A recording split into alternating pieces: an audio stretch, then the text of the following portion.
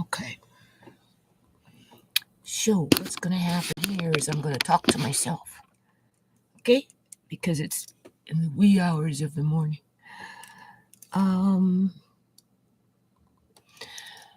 November 10th of 2025 at 3:25 a.m. in the morning.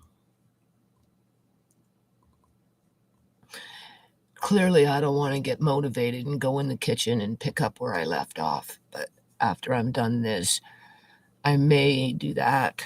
Or maybe I'll just lay down and get up and start fresh. I've been up since about, I don't know, quarter after 1:30 a.m. I don't know, so I've been up for a couple of hours already.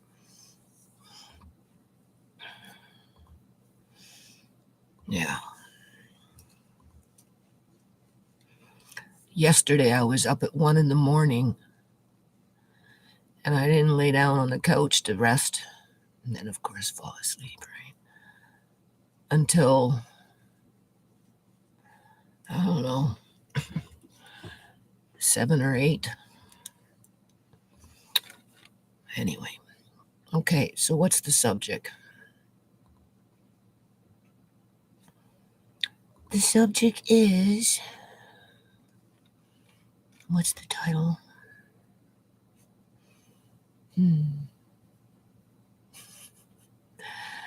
I don't know the title. So let's go to my page.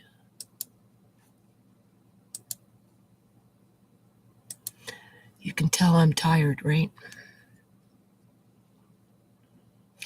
And I'm really, really disappointed. Oh, I should make sure the mic is on. Yeah, the mic is on. Nobody watching. Okay.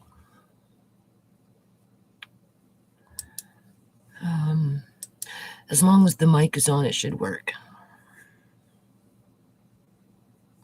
Right?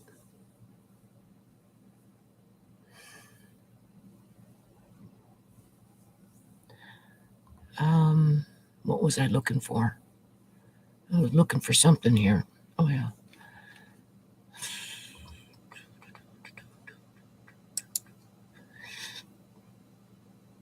We want the video. See if it's playing. There it is. Let's just put that on.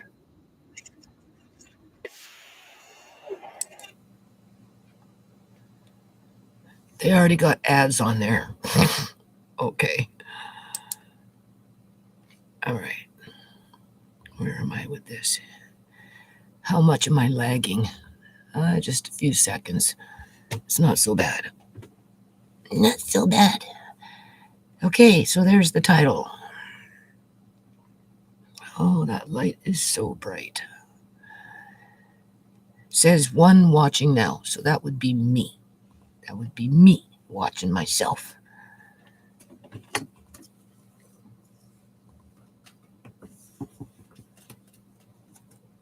Yeah. All right. So, what's been going on? Well, I don't know. I can't seem to be, I don't know. First of all, let's touch base on this. I see the eye doctor on October. Honest to God, I feel like I've been sabotaged. I see the eye doctor on the 1st of October, right? He does the 3 tests in a row. Then he puts an eye drop in my eye, in both eyes, that stung my eyes for like almost a minute. Like literally burned and stung my eyes. I mean, I thought that was kind of odd, but then maybe because I'd been doing tests or something, who knows?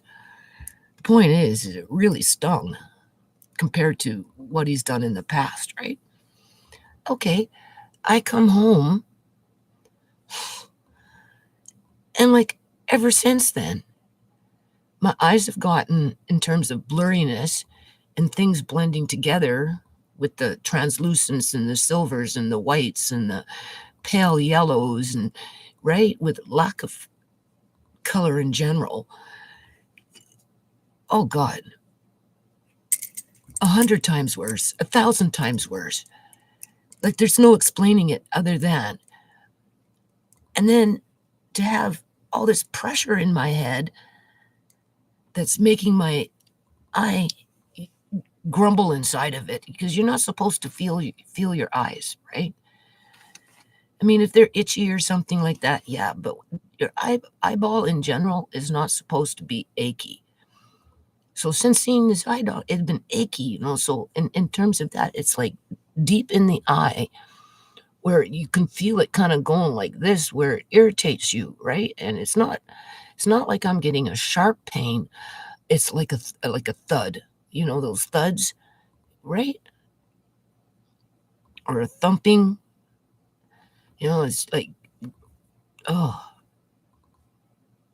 mostly in this one, the one that I can see best in, and a little bit in this one, dizzy with it, and I'm thinking maybe I have an infection, but I have nothing to show that, right? In terms of no pus, no red irritation, no swelling. So if there is, it would be inside, not on the outside of the eyeball, right? And it just won't go away. It just won't go away. And it's too convenient. Honestly, in my opinion, it's too convenient in regards to who showed up at the door. All of a sudden, in terms of MCFD social workers, right? With the premise of let us help you.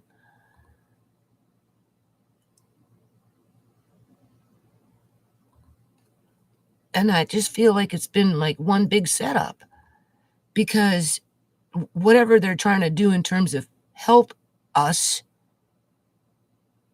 in my opinion, has been a deja vu with Sierra trying to build a case, right? So that they can go in for the kill, which puts more pressure, right? Because, I'm having to pick and choose my battles. And right now, my battle is to finish up with my food preps, even though I myself may not be able to enjoy them the way I had planned to enjoy them now that I'm there, in terms of at that very tail end where I can now make my date squares, my pizza pockets. I mean, obviously, I have to still clear off a few counters, but I'm using my counters right now. And maybe that will be the next video tomorrow. Because after I get up from here at 3:30 in the morning, being that it's my shift now, right? I got to go in the kitchen and empty out my drying rack, my dish rack, and put them on my little counter so I can fill them up with the dandelion roots, the ginger, and whatever else I have left, right? So I can put them away and preserve them nicely so that I can use them. And then once I'm done that, after that's all said and done, I topped off on olives because, Andre likes olives. They like olives downstairs. So if we're doing pizza pocket, he's going to want olives. There's a particular bread that I want to make where you put olives on top with a little Parmesan cheese. It's a certain kind of bread, right? Just whatever. So, if they come to my house, they're going to find food on the floor in boxes or whatever, right? So I'm having like stupid panic attacks over that crap, knowing that after it's all said and done and I put everything away nicely and it's all stored nicely and it's all ready to go, at the rate my eyes are going, it's like I won't be able to enjoy the fruits of my labor. And with so many individuals running around with a pole up their ass with bad attitudes, misery likes company, right? If I can't have it, you can't have it. right? Turn it into a pissing contest as to who's stronger and badder and who has more authority and, right, who has more stubbornness in terms of what mental strength. Okay, because clearly they're all more stronger than me. Hell, even my landlady, Mrs. Gill, at 84 years old, could push me down if she wanted to, for crying out loud. Well, everybody else is in their freaking primes. They're either between the ages of 22 to freaking, we'll just say 40, and they're all bullying me to one degree or another. Well, I got, what am I doing? I'm preparing for the future, you know? And now I have to walk away from it because I won't be able to see it. And if I can't see it, I won't be able to use it. And before they would allow me to find a way to use it with Andre, these do-gooders, if you want to call them that, they're going to try and take it away and then say that I was irresponsible. Yeah, okay. So I got that playing on my mind every day, right? I have to make excuses for having food on my floor as I sort it out, process it, and then put it away. So we know where it's at and we can use it. And once we start, we don't have to worry about, oh, well, we need olives. No, we don't need olives. Nana made sure I had to buy olives, people, and I have to store them upstairs. Okay? Just so that my son and his wife downstairs don't mess with them. Literally. Because it's a mixed message downstairs. They can go through my stuff. They can move my stuff around. Yada yada. My son can accuse me of this and oh, you're just getting senile. You don't know what you have. Blah blah blah. And I'm like, no, I know what I had. I know what I seen. I know what's been going on. You're the one that's in fucking denial. And the last time I checked, I haven't been down there since I've been down there. And how many months has that been? Okay, so now we got an ad. Now we're back. All right. I'm assuming you can hear me without any problems. Okay. So because this is what families go through. Whether you got social workers involved or not, the home politics is out of whack. Like the good old days, we used to say, stick together as a family, no matter what, right? Stick together as a family. Yeah. I don't know. I look back, and the ones that stuck with me are, like I said in the past video, are now dead. Uncle John stuck with me. Shemay stuck with me. Sierra stuck with me. Brooks, he just went off and did his own thing and whatever. Okay, so I don't want to say he abandoned his family, but he basically did. But he did it for a reason because he's an alcoholic. So he saved us a lot of stress there by not bringing his drama, quote unquote, to the house, right? And keep it perpetual, right? Where the bullshit that goes on around this food is like a perpetual thing because back to the olives, because I can't take them downstairs because they're not safe. Now there's olives downstairs that I can't really get to. And I sent Andre down and he did bring a couple of cans. My son phoned up one time, do you have any olives? As if I don't know where they are. I said, yeah, I do. They're in Tisha's room behind the door. There's a shelf. You'll see a whole bunch of them. So what does he do? He goes in there and he puts them in a row and he's got them ready for himself because I told him he can use them because of whatever. I sent Andre downstairs to get a few cans before those cans disappeared because it's not like my son paid for them, but he feeds Andre and sometimes I eat his food and when I'm not mad at him, right? So it's like, yeah, go ahead. They've been around for eons, so anyway, I thought, okay, you know what? We're going to get into this cooking, yada, yada, yada. And all they like olives, and so I'm going to get so I bought 10 cans of 398 mils of sliced olives. Then I bought these little 200 better brand Unicore or whatever the hell it's called, right?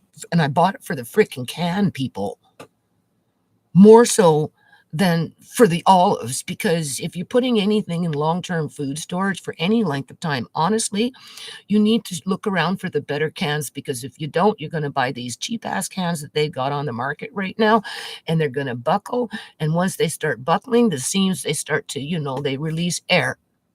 I know that for a fact. So I'm spending $4 a freaking can for olives as if I'm going to put them downstairs. No, you eat what's down there, and when they run out, say la vie, because I've got mine upstairs, because Andre and I were going to be making our pizza pockets. We're going to be making our fancy breads. So I bought the little 200 ones specifically for the breads.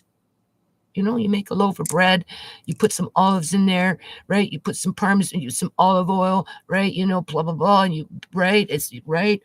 And then I bought the 398. Like, did you see how I'm stressing out over food? Because I got those cans on my floor, people, in my hall. I managed to put away the little 200 ones, 10 of them, upstairs, because I can't put them downstairs because they're not safe. I get locked out. I'm still locked out, basically, if not physically, at least intellectually and emotionally.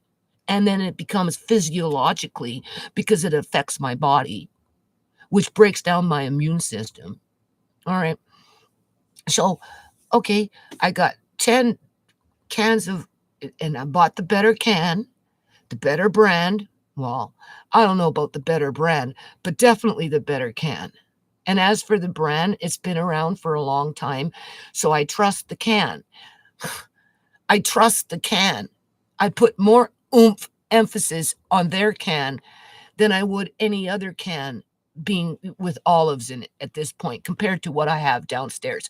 Because what I have downstairs have been around for eons, and my son has got them all nicely lined up so that if he just grabs, because I told him, go ahead, olives are down there, and blah and blah. I myself particularly don't like a lot of olives, so I don't buy them for me. I don't. I buy them for them, for my family. Well, I ended up ordering 10 more cans, only this time I bought no name brand, and I saved myself $1.70 off of each can. Because I had to bring up my bill to over $300 to get my free gift at, Canadian Superstore, right? And I bought a bunch of pull-ups, different sizes, boys and girls, for Amari to, because of the leaking and stuff. So I got my little extra PC points. And I was I was short a little bit, right? And I'm like, what else can you buy? What else can you buy? I'll show you tomorrow when it comes in what I bought.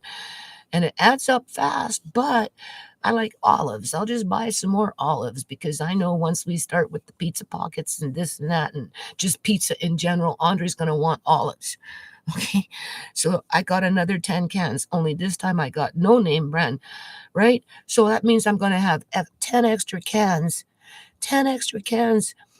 The whole point of all of that is I'm going to have 10 extra cans of olives on my floor in the hall as I plot the scheme where I'm going to put them away upstairs when technically they should be downstairs.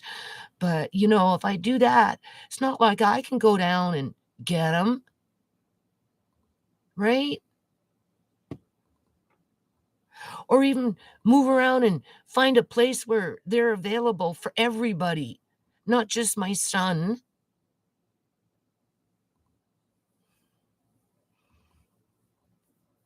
And I'm panicking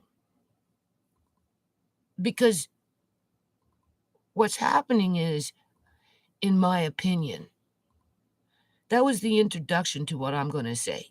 And I'm not going to say some more here that I wasn't going to talk about, but I think the value behind my videos, I don't want to say it brings a balance of information so that when people come into their own problems within their own households, who have actual households, I'm not talking about a single person that's living in a fantasy, right? And doing seedy shit in order just to be able to keep up with the freaking Joneses without any real life experiences when it comes to raising a family and what it means to be a freaking parent, okay?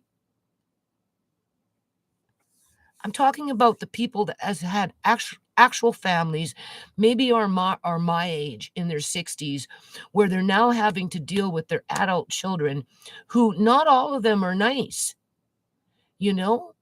And they're not bad people. They just aren't nice. And there comes a time when realistically parents need to cut their kids let them go, right? Realistically, right? You're an adult, go, fine, forge your own way, right? Make your own path, eh? But then there comes a time too, also in life, just in general, just whatever, you become sometimes codependent on each other, and that's where the problems can begin because it ends up becoming a power trip and pissing contest. And then if you bring in somebody, an in-law, doesn't matter if it's a brother-in-law, a sister-in-law, a freaking, just an in-law, right? And that person tends to be a bully and very manipulative and wants to control the narrative and have ulterior motives. And doesn't matter what you do, doesn't matter how many olive branches you put out and or whatever, or you see, whatever you're fantasizing. Oh, here's this beautiful woman standing in front of me. My two dead daughters are gone, and she says she loves my son and she likes to sew. Oh, wow, that's great. We've got something in common. And you know what I mean? Like, why the hell would I want to freaking hurt you? Knowing what I know in terms of where I'm at with my own life and how I'm having to pass the torch. But what am I passing the torch to? Tyrants? Okay. So let's stay focused on these oils, these olives, so I don't lose track of what I'm saying here, okay? And I don't want to talk in circles. So yeah, that's why I'm going to tell you the things I'm going to tell you, because you just never know when the shit's going to hit the fan in your household, especially if you've got kids, because sooner or later those kids grow up and they don't grow up the way you and I wouldn't say intended for them to grow up, but how you would want them to grow up in terms of having morals and ethics and self-respect and respect for others. And right, you can depend on them and they're trustworthy and right, you know what I'm saying? They don't always grow up like that, even though you'd like them to, and even though you think that you taught them to be that way, because of just the outside influences that rewrite their brain to think and be a certain kind of way. So that a lot of what you see these days is just them parroting, be like a parrot. Yes, I'm polymaster. Yes, I'm polymaster. Polly wants a cracker, right? A parrot. They're parroting what they're coming into contact as they're being desensitized to it, so that when they come and they, right, and try and overtake your life, it's maybe not within them to do that outside of there's influences that are making that happen. My son's wife is a big instrument in my problem. Maybe not for somebody else's family. It might be the son-in-law, right? You know what I'm saying? So that's why I tell you these things, as well as if you're a grandparent raising grandkids and you've been having to deal with the things that I've been dealing with. It's very hard to cope with because you take it personal, even though you give up basically your life. As much as I gave up my life in the yard for my landladies, I've also sacrificed a lot in my life for my grandkids, and I'm willing to go right to the very bitter end with them, even though, you know, I'm tired with certain things, like with the terrible teens, for example, which is what we're leading up to with the social workers, okay? Because they're hanging on to the file because they're trying to build a case, okay? I seen that with Sierra because they're not helping. Now, The reason I say that, let's stay focused. The reason I say that is since this all started, well, first of all, it started right at the time, right before I went to go see my eye doctor. And within a couple of weeks or whatever, all of a sudden, I've been injured to one degree or another.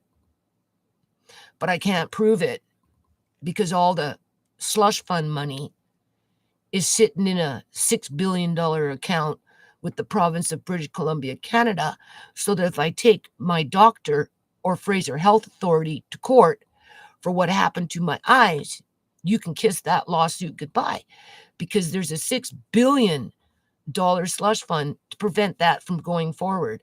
Not to mention the $9 billion slush fund that's held with the federal government, so that if you took the doctor to court as a, claimant, well, he's covered under insurance. So he gets two sets of lawyers.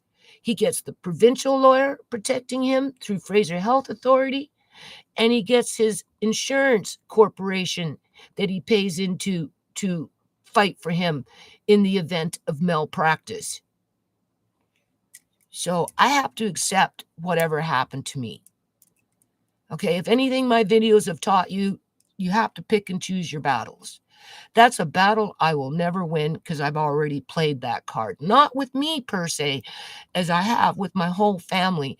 And clearly the government and a lot of their workers within the public union sector don't give a rat's ass about us common folk.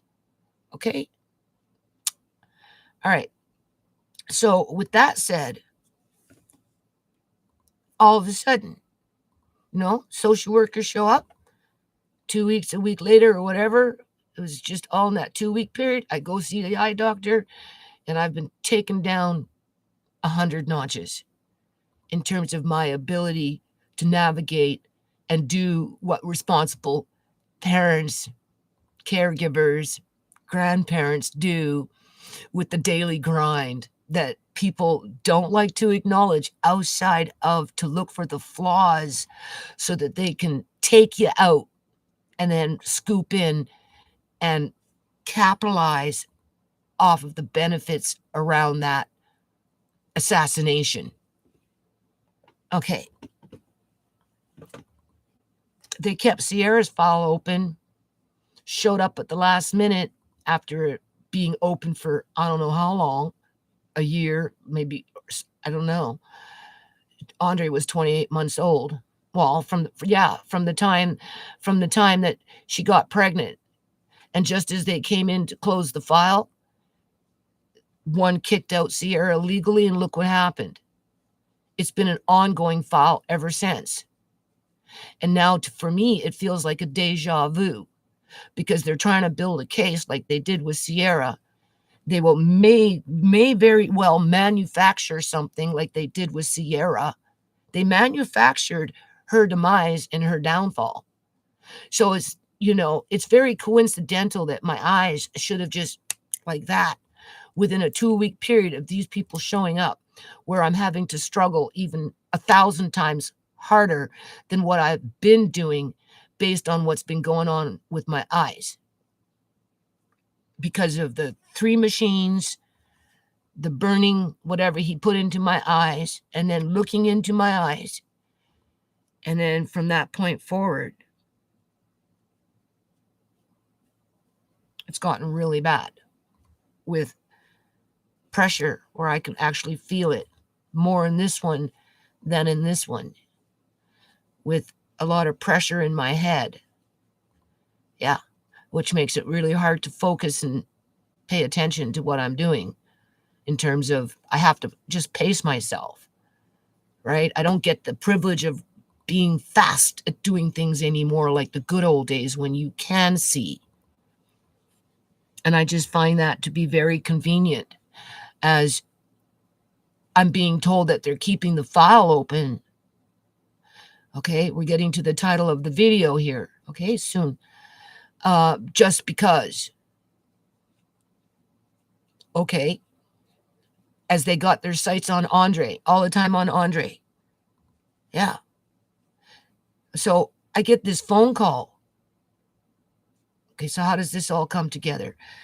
So what's the title? I wasn't going to say anything.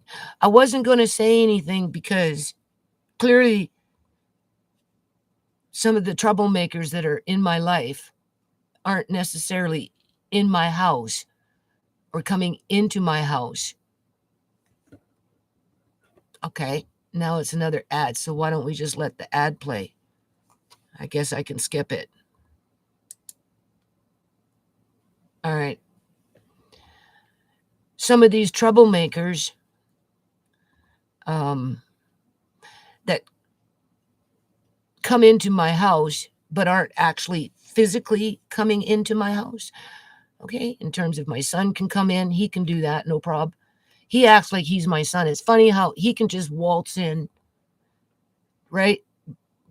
Hover around, do whatever, leave. But I can't go downstairs and just waltz in. Talk about mixed messaging here. He's my son. He has the right to come in and open my door and then just come into the living room where we're in the living room.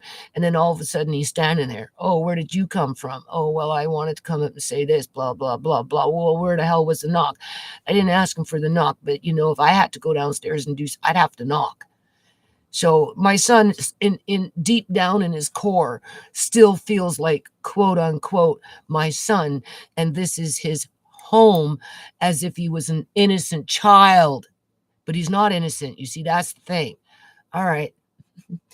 And then we've got the social workers, right, keeping the file open, thinking that they can come by anytime they want because they want to catch me in the dirty act to build their case.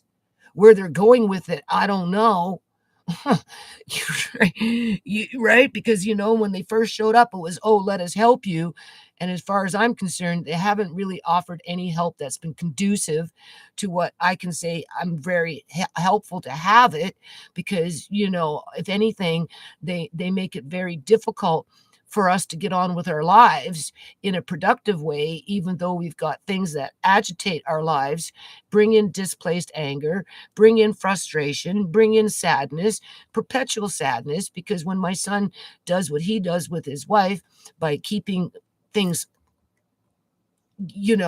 like you don't know what's going to be thrown out, you don't know what's going to be moved, and yada yada. And now that he's put extra pressure on with the school, there's more added pressure for Andre, which, by the time he's done doing whatever the expectations are with Marcane, Andre's getting frustrated and has no time for anything else because there's other things he got to do, if he even has time to do it. But my son doesn't care. Well, Marina's saying, no, he needs to do it 7 days a week in terms of school. Instead of 3 sentences, he needs to write 5. They're putting all these expectations on him. And then when he can't follow through on them or he's late on them, all of a sudden it's take away the phone.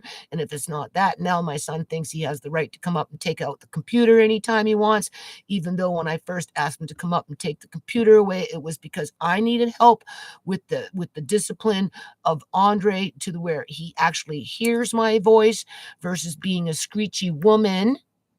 You hear a man's voice, which scientifically it's been proven that children and young people respond better to male voices than they do with female voices. But my son is undermining me, and instead of helping me with my issues with the yappity yap yap yap, right, he's like just adding on more pressure. No, I want more work, and if you don't have it done by this time when I get home, blah blah blah, I'm taking away the cord, or I'm taking away the freaking cell phone.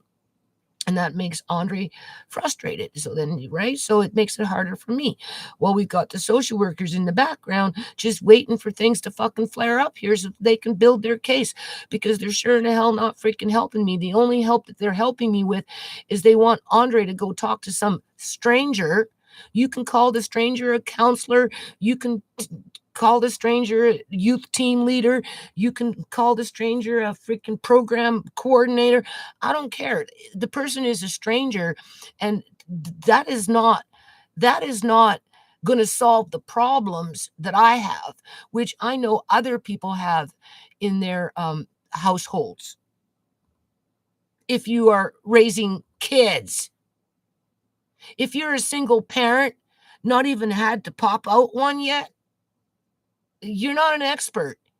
You honestly don't even have anything to say about it because you have zero experiences on the subject matter. And that includes my son and his wife.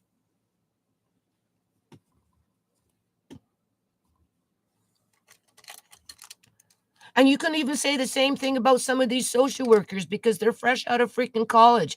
Some of them, this is their first apprehension when it came to Andre. The person who took Andre that was her first. So she was greenhorn. She was fresh out of college and she had a point to prove. Okay? And it caused a lot of damage and it changed the direction of my family and put us in a bad spot. Okay? All right. I feel like that's what they're trying to do now. Again. And the reason I say that is because of just what's been going on. And I'm like telling them, listen, if Andre needs a counselor to talk to, it's not like he doesn't know that he can't go to these places and seek it out for himself. Because I've already told him, if something happens to me, right? Or even with me for that matter, it doesn't matter. If you are being abused in a very bad way, psychologically, right? Because we don't have physical abuse, quote unquote. What we have is the psychological abuse with a lot of mind games. In the simple terms, it's called mind games. But on a more professional, way, science, medical, it's called psychological abuse, right? If it gets to the point where you know it's wrong, it doesn't stop, it's getting worse. He calls it dipping. I'm dipping out of here. He's gone, right? And I said, yeah, you just go. If you have to start with the homeless shelter first, they will direct you to your age group in terms of resources. And then from there, people will help you. Okay? Or you can go to Brad's. Before you go to the safe houses that Brad pointed out, go to Brad's. Just sit in his backyard and wait for him to get home if nobody's home. And I'm sure he'll help you with what you need to be working through. Okay? Or you can go to my neighbors over here and talk to her, and she'll take you in. Right? And I've already confirmed it with her in terms of a safe house. If Andre felt it got real bad and he needed to talk to somebody and get some help. All right.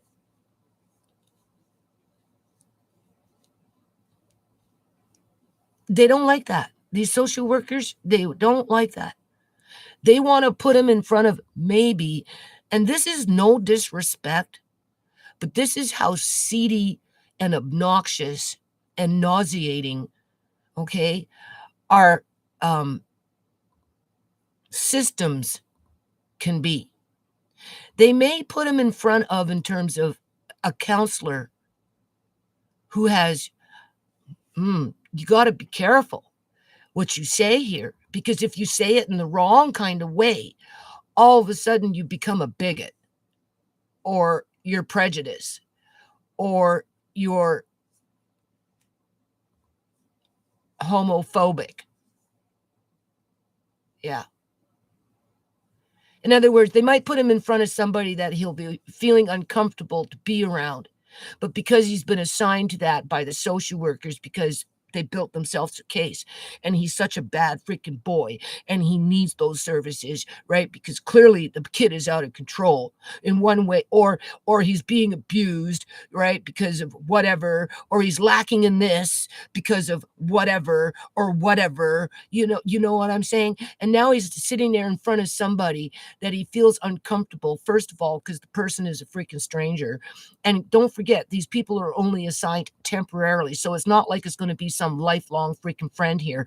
But that person that he's sitting in front of could very well cause a lot of more psychological damage through the mixed messaging that's being added on to the already mixed messaging that's going on between me and my son, and how we're co-parenting, I suppose, Andre. So we're going to just add in the third wheel who, is going to make him feel uncomfortable right there because he's a stranger or she's a stranger. But it turns out that the stranger might be freaking, I don't know, morphodite, a cat dressed up as a human. It could be anything, right? And he has no choice. He's forced to communicate with that individual. Or even if the person was heterosexual, he's forced to communicate with that individual for suppositions, accusations, right? Suspicions, because that's all it's based on. If these social workers get their way, being that they keep pushing it and they keep coming. Okay, so long story short,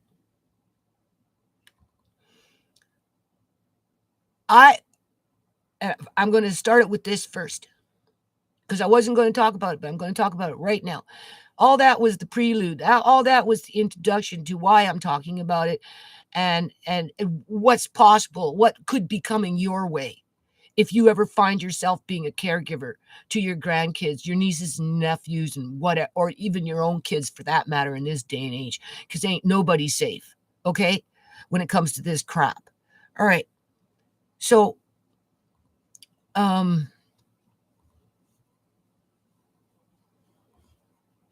I talked to one social worker, because I deal with different kinds of social workers because of the kids, right?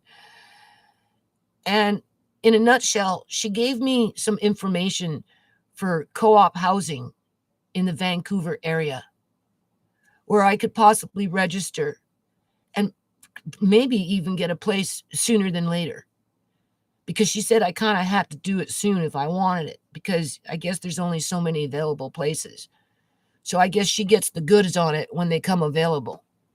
So I'm like chatting with her, and because I told her, I'm thinking to move, but it's going to take a while, and and yada yada, and because she offered me something, I said, well, no, I wouldn't qualify because blah blah blah. It was rental assistance. I said, no, I wouldn't qualify for rental assistance because I'm already on social assistance. So that one kicks out the other, right? Already, and then she offered this co-op housing downtown, which obviously I'd have to do a down payment on, and then, whatever, right? And I said, okay, well, that sounds interesting considering that I feel like I'm being pushed out of my house. I don't feel comfortable living with my son and his wife under these circumstances, which don't seem to be getting better, so, yeah, I have to, yeah. So so she gives me the link and everything, and okay. And then after I hang up the phone, right? So now I've got a place to maybe make some serious inquiries, right? You know what I'm saying? And the co-op housing has already built in disability, ramps and equipment, right? Which would be beneficial for Andre, Amari, and I. The problem with that, though, is I'd be isolated to just ourselves. I wouldn't have that quote unquote safety net, codependency with my son and his wife downstairs. I would like to think that in a co-op housing where it's designed to have people with disabilities live there, that the community itself, in terms of the co-op, would be more apt to work together as a team for the benefit of the whole community in terms of the complex, right? So that therefore like minds think alike. I've got this disabled child, you've got that disabled child, or maybe that's a disabled elderly person and their kids are helping to raise them in their house there, right? With the three households, we're all kind of codependent to somebody to else to one degree to help us get through the daily grind, whatever our grinds are. So I would think that in that situation, I wouldn't be alone, right? Right? But it wouldn't be like as if I was living with my son. And obviously the blinder I get, the more responsibility falls on Andre to hold the house down in terms of what I do, right? And he's just not ready for it because he's too young. He hasn't accepted the responsibility. He doesn't have the sorting out skills. Right. So, I accept that. And I'm going to do until I can't do no more. And when it comes to a screeching halt, if it does, and everything, I just wake up and everything's blink, well, then I'll cross that bridge when that time comes. Whether I'm here living with my son and his wife, or whether I'm over there at the co-op, depending on my neighbors to help me to navigate around building safety nets in that new home with my 2 grandkids, assuming that social workers would let me do that. Okay. Not the social worker that's giving me that information to do that, because that's a different kind of social worker. But the ones that are trying to build a case against us so they can, I don't know what their end goal is outside of, I don't know. Nothing good, nothing that I can see good based on what I know, what happened to my daughter. The difference between me and my daughter is I ain't going down the way they think I'm going down. And they know it. Whether they're watching my videos or not, that's okay. I've been fighting a good fight for a long time. All right. So in my mind now, I got it after the first social worker that gave me the information about the co-op. I told Andre about it, right? And I'm like feeling good about it. I'm feeling kind of good about it, right? I don't see it as a given. I see it as a viable option that could be doable, right? The only thing is I couldn't do it right away because she was kind of saying like you need to hurry up. But no, it's not that simple for me. Right? It's got to be done strategically in increments.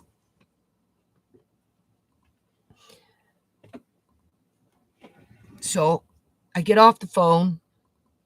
I'm feeling kind of good. It's something to follow up on, and because maybe not that place, but maybe another place in a year or two or whatever. And that's only assuming I can see anything, because we know I'm working against that.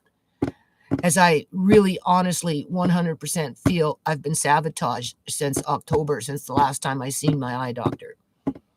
It was too convenient. He's just saying, oh, it's the glaucoma. I think it's the glaucoma, the late stage. Yeah, easy for you to hide behind that. Who wouldn't do that?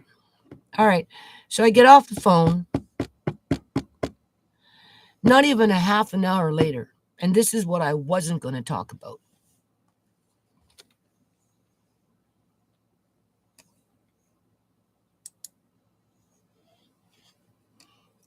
So we let that run through.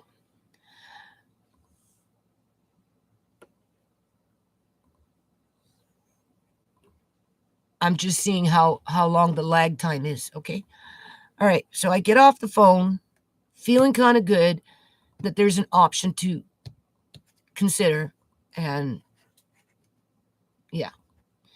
Half an hour later, not even a half an hour later. Now, keep in mind, I'm in panic mode because I've been topping off with this crap. I've done a few videos. You can clearly see what's going on there when it comes to the spices for spice cake and for rubs. And, I got the extra freaking, what is that? The red lentils and, and yada yada. And yeah, okay. So I'm having to, wash jars.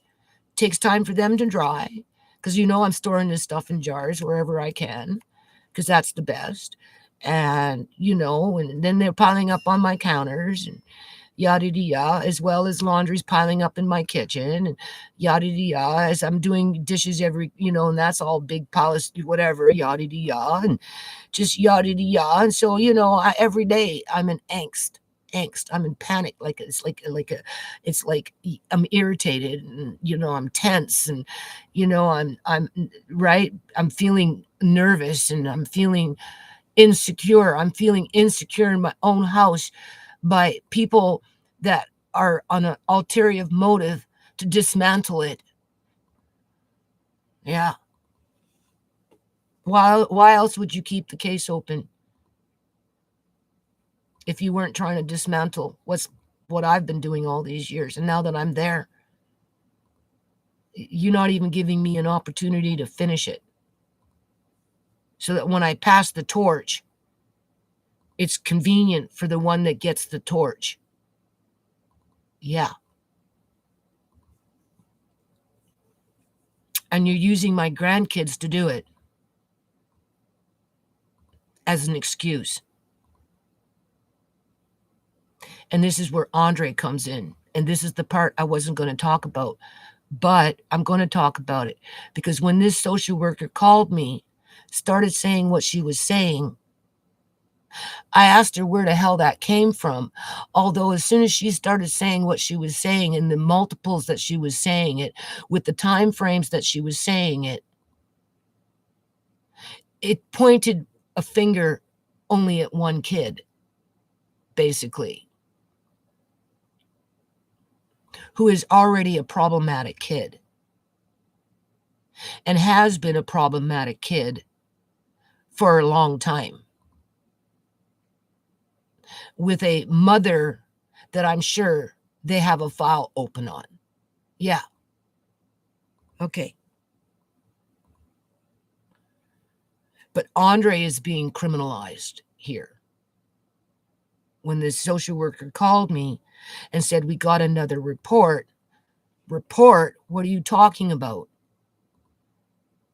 Right? I got my nose to the ground. Sorry.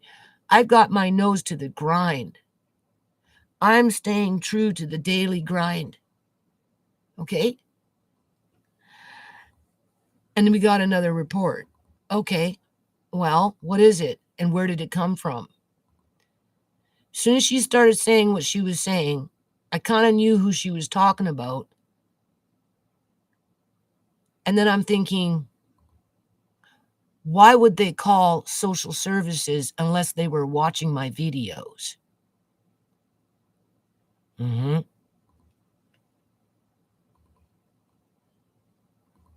And I've suspected that they have been, because how I'm going to talk about this one is I'm going to give you 3 different scenarios. And then you're going to see how it all comes together after I tell you what the social worker said. But I'm not going to tell you until I tell you these scenarios, so that maybe you get a light bulb moment and you'll truly understand what I'm talking about here, if you just can't catch a clue. All right.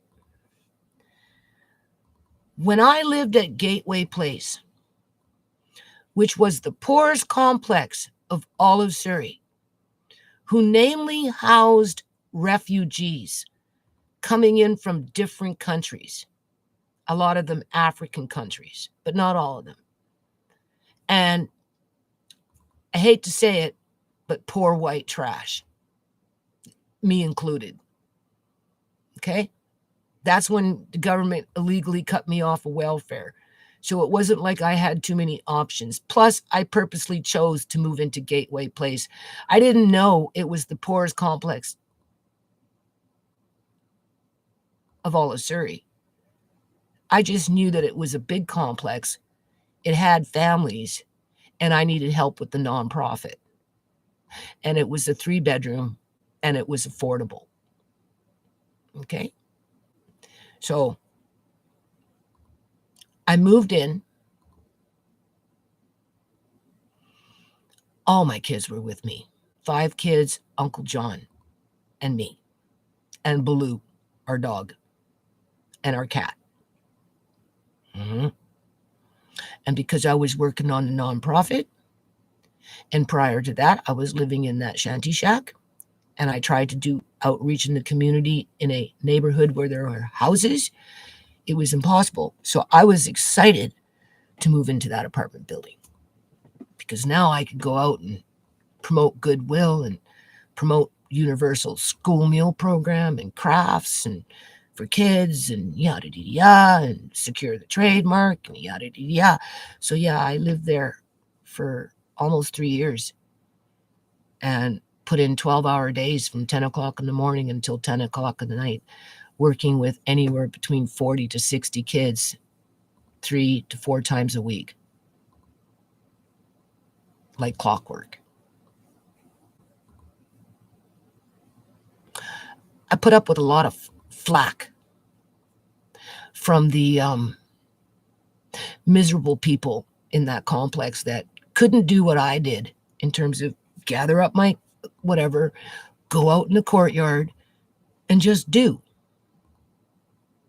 and interact with everybody within the day that I came into contact with, whether it was the parents or the kids. So they try and sabotage me. Marnie, oh, she was bad. She was my neighbor, like my next door neighbor. Oh my God. What a nightmare that was. Carol, who held my nonprofit books for months and months and months and months and wouldn't give them back to me because she agreed to become a board director, but then she turned into a green-eyed monster, and then she didn't do the books. I was doing and whatever, and she just would refuse. And then when she did give them back to me, eventually, she threw them down on the ground and it all mixed up in a bag, big black garbage bag, all mixed up with her big ass boobies hanging off the edge of the rail as she was on the second floor, and I'm running around in the complex and calling. I don't know.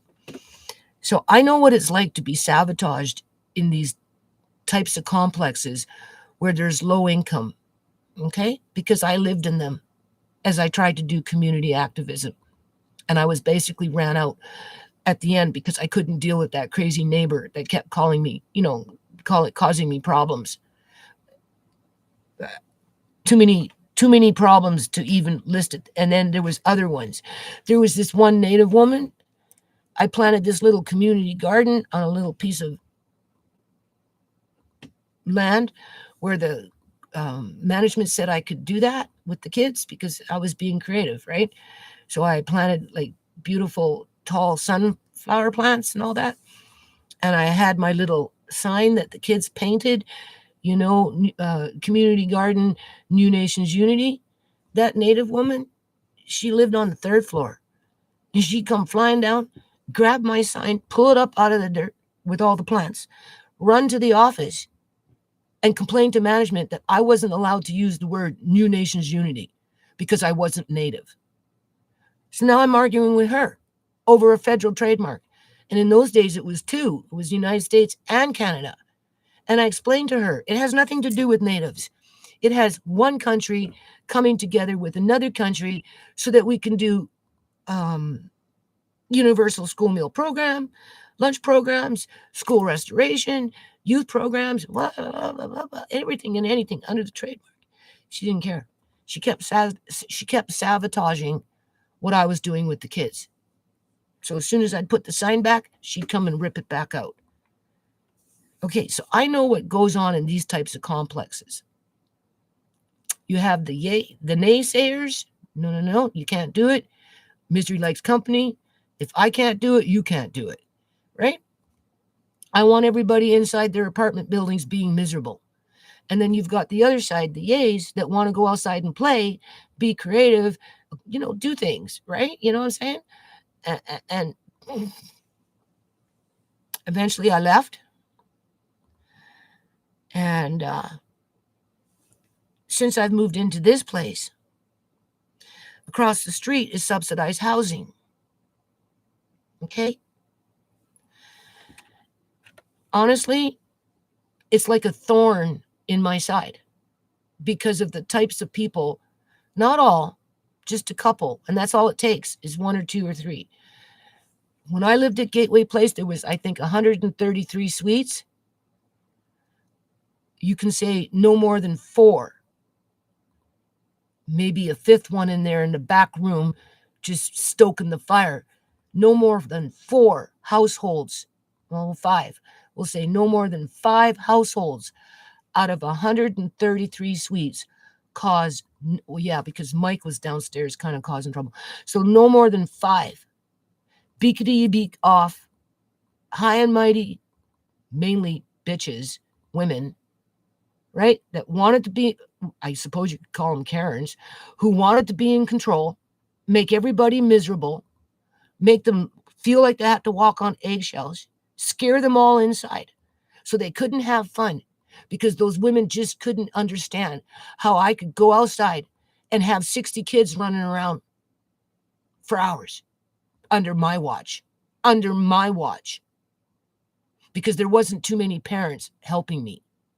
I'm not saying the parents didn't come out and connect, but oftentimes they'd come out, connect, hang out, and then they'd go back into their houses while their kids were with me building a birdhouse, painting pictures, scattering animals, figurines, and dinosaur figurines all over the courtyard as we're drawing in a book about dinosaurs, because I was building on kids' programs, right? Planting a garden with sunflower plants that actually grew sunflower seeds, as we've got people ripping up the sign saying you can't use New Nations Unity because you're not a native. Okay. All right. I get Andre home from foster care when he's 28 months old.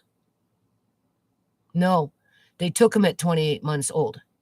He was 3 years and a bit. They had him for 15 months, whatever. They want me to put him into daycare as, I suppose, helping me. I don't know. So they have a little daycare in this complex next to me. So that's how he started at that daycare, to which he didn't like. So I didn't keep him in there for very long. So that's how Andre first got introduced to that complex. That's what I'm trying to say. Right? All right. Time goes by. Andre gets a little bigger and he meets a little friend. Okay? So he's got his little friend, and, you know, the few times he got to play over there, now he would have been like 8 or 9 or something like that, with his little friend's mom keeping an eye on Andre as he's playing in the courtyard with his little friend with all the other little kids. But for whatever reason, there's a couple of parents in there that just don't like Andre. I don't know what it is, outside of maybe they're jealous that we live in a house versus a subsidized townhouse that's very small. Okay?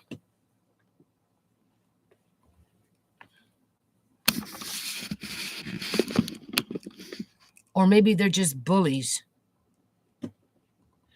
and they get off on picking on people wherever they can. It's probably a little bit of both. So Andre's out there, we'll just say 8 years old, in the courtyard playing with his little friend, being supervised by their friend's mom. And the other little kids are running around with sticks, okay, chasing each other. Next thing you know, something happens. Andre gets blamed for it, and he has to leave the property. Okay. So that's kind of how it all started. It wasn't Andre running around with the stick trying to hit people, kids. It was the other kids trying to hit Andre with the stick because they had already been running around. That's all they did was run around with sticks, doing what kids do in a courtyard when there's no structured program to get them thinking about something else besides hitting each other. Or maybe the new kid on the block, and Andre was the new kid, right? But for whatever reason, these parents encourage that behavior because the finger pointing, Andre was the problem, even though the problem was already there and continues to this day to still be there, really, even though Andre's not even around. Now, keep in mind, I approached the management and asked them if I could come and do program development there with obviously Andre at whatever age, because I attempted a few times, right, and set up shop with all the crafts that ended up in the bin that had been thrown out. If that complex would have allowed me to do something with the kids in the courtyard, wherever that management wanted to put me, to set up a table to do crafts with the kids because I had them, versus them end up in the garbage bin this last January because of politics, okay, building a case or whatever, they would have been used. They wouldn't have been thrown out. They would have been used up by then. But because the management said, no, I can't come onto the property because they don't have insurance for me to set up a table and let kids color with a few plastic dinosaurs on the table so they can play with it versus running around in the courtyard with sticks and throwing stones, they wouldn't allow me, right? Okay. So Andre didn't really go over there very much because it always flared up because boys will be boys, and those boys are already aggressive. They were aggressive. They bit right, and you know, and then of course, you know, some tenants come and some tenants leave. And what I found over the years is they had a lot of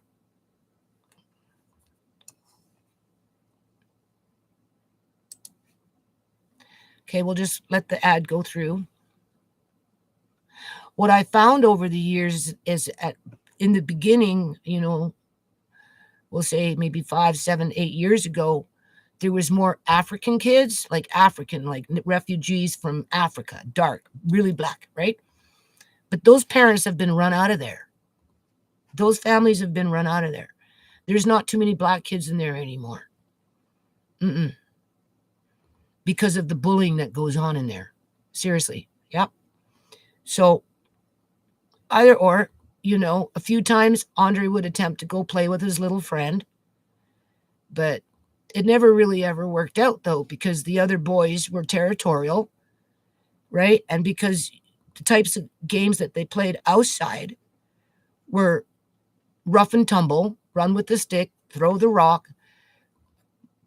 Andre wasn't exposed to that in our yard. Nobody ever taught him how to do that, but he came into contact with it. So they would tend to come after him. And he didn't know how to defend himself, right? And as soon as he squawked about it or something happened, he was blamed for it, even though he's not the one that initially was doing those things. So you're not allowed to go over there, Andre. So a year would go by and, you know, and Jude would come over here and play for a little while. Or, you know, little kid would come over here and play. But for the most part, stay away from there because there's problems with the parents. The parents aren't out in the courtyard doing anything with their kids outside of teaching them how to be bullies by allowing them to participate in bully activity. And, you know, you're the recipient to that bullying, right? But of course, Andre's young, you know, he's 9, 10. Oh, but I want to go play with my friend and, you know, and blah, and blah, and, you know, and so I'd break down and I'd say, okay, go. Well, it would just flare up. Next thing you know it, he'd be accused of pushing somebody. I'll just use that for example, even though they're ganging up and pushing on him, the ones that are perpetual bullies on the property. I lived at Gateway Place for almost 3 years. Out of 5 suites out of 133 suites, it was the same old 5 people that brought misery to the complex by making everybody uncomfortable as they were stalking me one way or another to try and shut me down with finger painting, snacks, planting gardens, building houses, building Christmas wreaths, bringing out water play with the swimming pools and the sprinklers, and doing tug of war, bringing out musical instruments, the drums and I was the one that did that. Well, out of 133 suites, there was 5 people that didn't want me to and did everything in their power to shut me down, to the point where I finally just left because I couldn't freaking deal with the bullshit in terms of the harassment. I proved my point. I did what I could. I tried to go back. I did, but not as much as I wanted to. And being that we have a community that doesn't support community programs, development, unless, of course, you're signed up with some certified government approved program that is already being manipulated for one reason or another versus being free flow, right? I'm a free flow. So more years go by.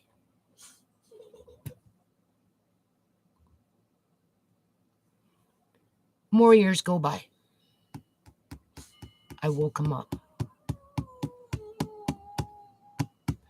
More years go by. And then the boys are now a little older.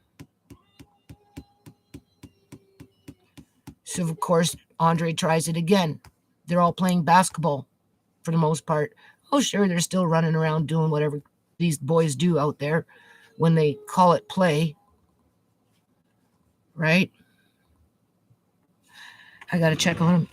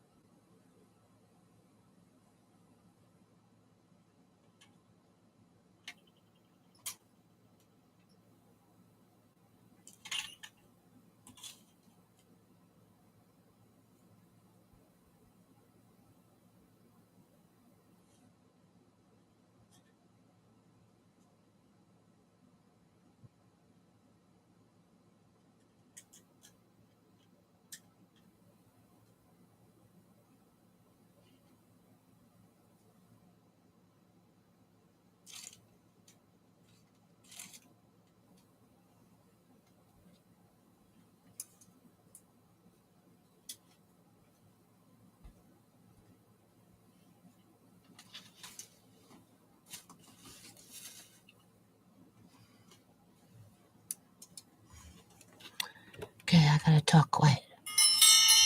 I don't want him to wake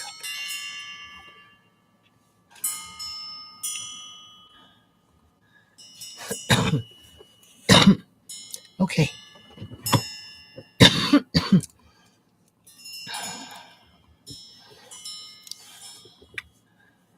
So, as I was saying, 5 households out of 133 households were very negative individuals, where you could say that misery like company, and did everything in their power only because he hears me.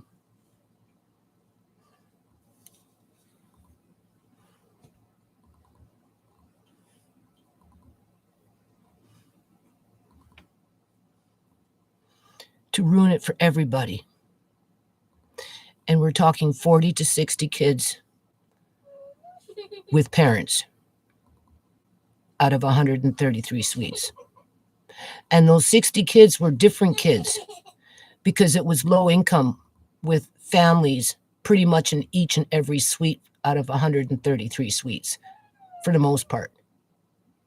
So that was a lot of kids. So it wasn't unusual for me to be outside with 40 to 60 kids on any given day after a 12-hour shift. And that's what people were trying to shut down because they wanted the kids to be running around chasing each other with sticks and stones. Being that there was no structure in that courtyard and nobody was doing nothing with those kids. Outside of the few churches that would come and pick them up on a Sunday or something like that to go to a church and do a little program for two. And Umoja came and picked up kids, but they were only African kids. When I showed up and started doing what I was doing, all of a sudden Addie was getting all freaked out because not only were the African refugee children going to Umoja, but any kid was coming with me was going to Umoja, and they weren't getting the funding for those kids, but they weren't turning them away. But eventually, Addie had to tell me, like, I can't keep doing this because the government's getting upset with me for, having all these non-African children coming to Umoja on a Saturday as I was going back and forth driving the kids there because I was working on my program development and we were kind of, right together. So outside of that, though, there was nothing for those kids to do. Okay, you're just crabbing. That's all you're doing. I looked for your talking bear, but I couldn't find it. I could not find your talking bear, so you're going to have to just amuse yourself. And I know you've been changed, so you're fine. Okay? You're just fussing.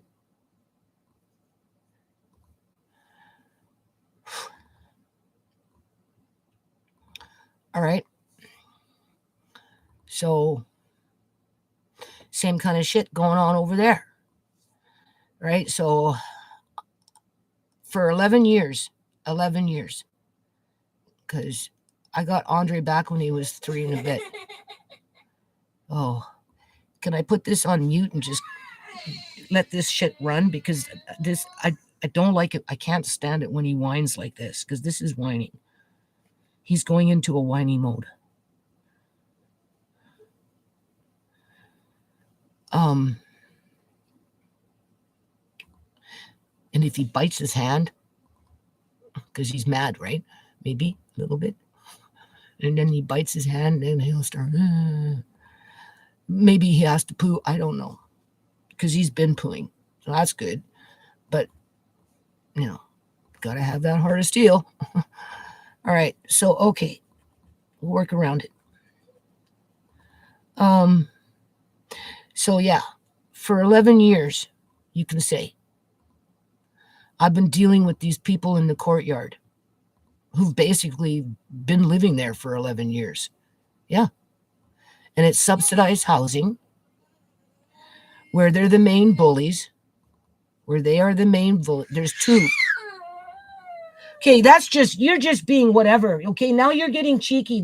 You're getting that was aggressive. Okay, no point in getting mad at this time in the morning. Go back to sleep.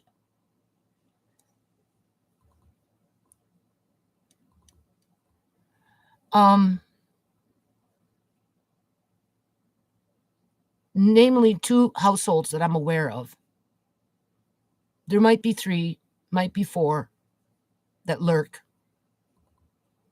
Because, anytime you get into a complex, especially when it's low income, whether it's subsidized or not, you get a lot of gossiping.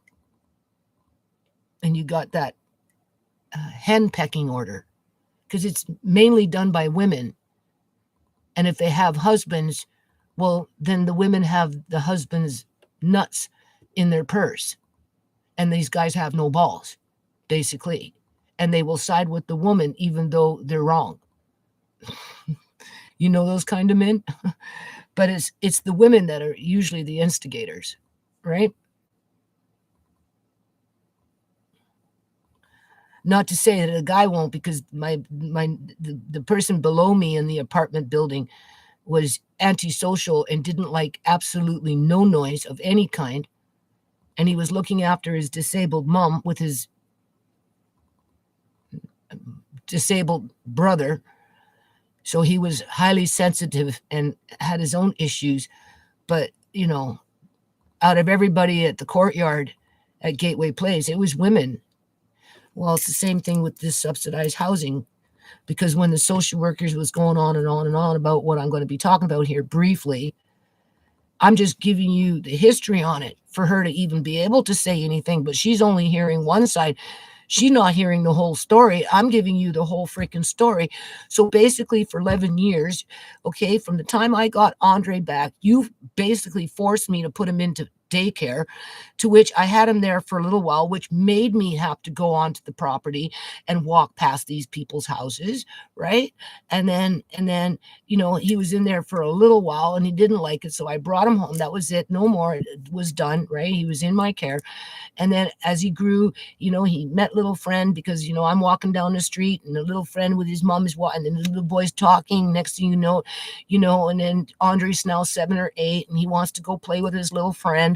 And the mother says, yeah, I'll keep an eye on him. But those women that have been like basically stalking him since he's been 3 and a half, when I got him back and he was forced to go to that daycare that's right in front of their freaking houses, they targeting him.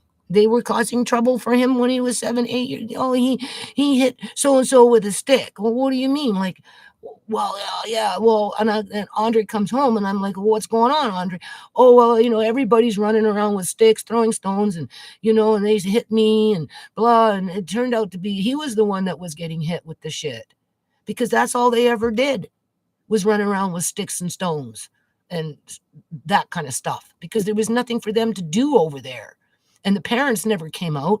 I'm like, well, Andre, aren't there any parents? No, nothing. Okay, but as soon as he gets right, it's his fault. He's the one who came over here and blah blah blah. And I'm like, oh yeah, okay, sure. So Andre, stay home. So then months would go by, and then we try it again, and the same shit would happen, just like fucking Gateway Place. I'd go out into the courtyard. We've got a Marnie running around recording me as I'm building this or doing that with the kids, and and then we've got another person grabbing my sign out of the freaking garden, telling me I can't use New Nations Unity because I'm not native, and just stupid shit.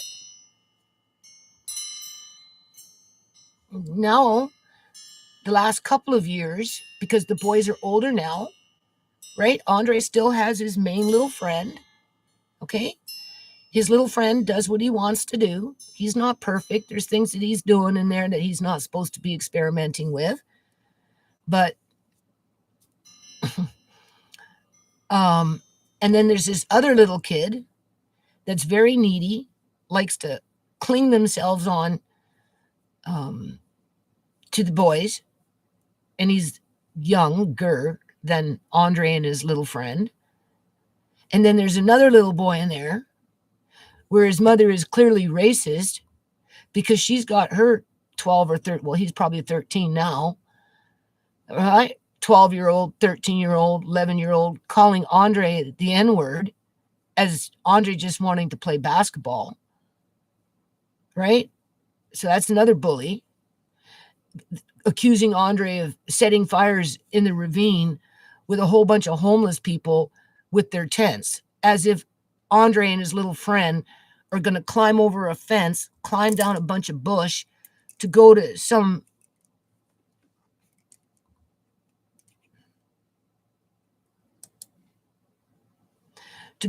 homeless tent and set it on fire. So that was a big issue a couple of years ago. And from that point forward, she's saying, well, so-and-so seen, so-and-so seen. And I'm like, when it was like a big argument, right? Well, who? I want to go talk to them. You can't just accuse people, threaten them this, threaten with that, if you can't prove what you're talking about, right? She refused to tell me who the kid was who said they seen Andre's friend climb over the fence, go down the hill. We're talking a bunch of bush people.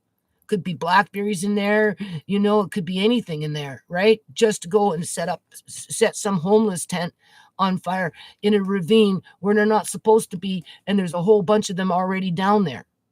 Okay? I don't think a 13-year-old or a 12-year-old would do that. Okay?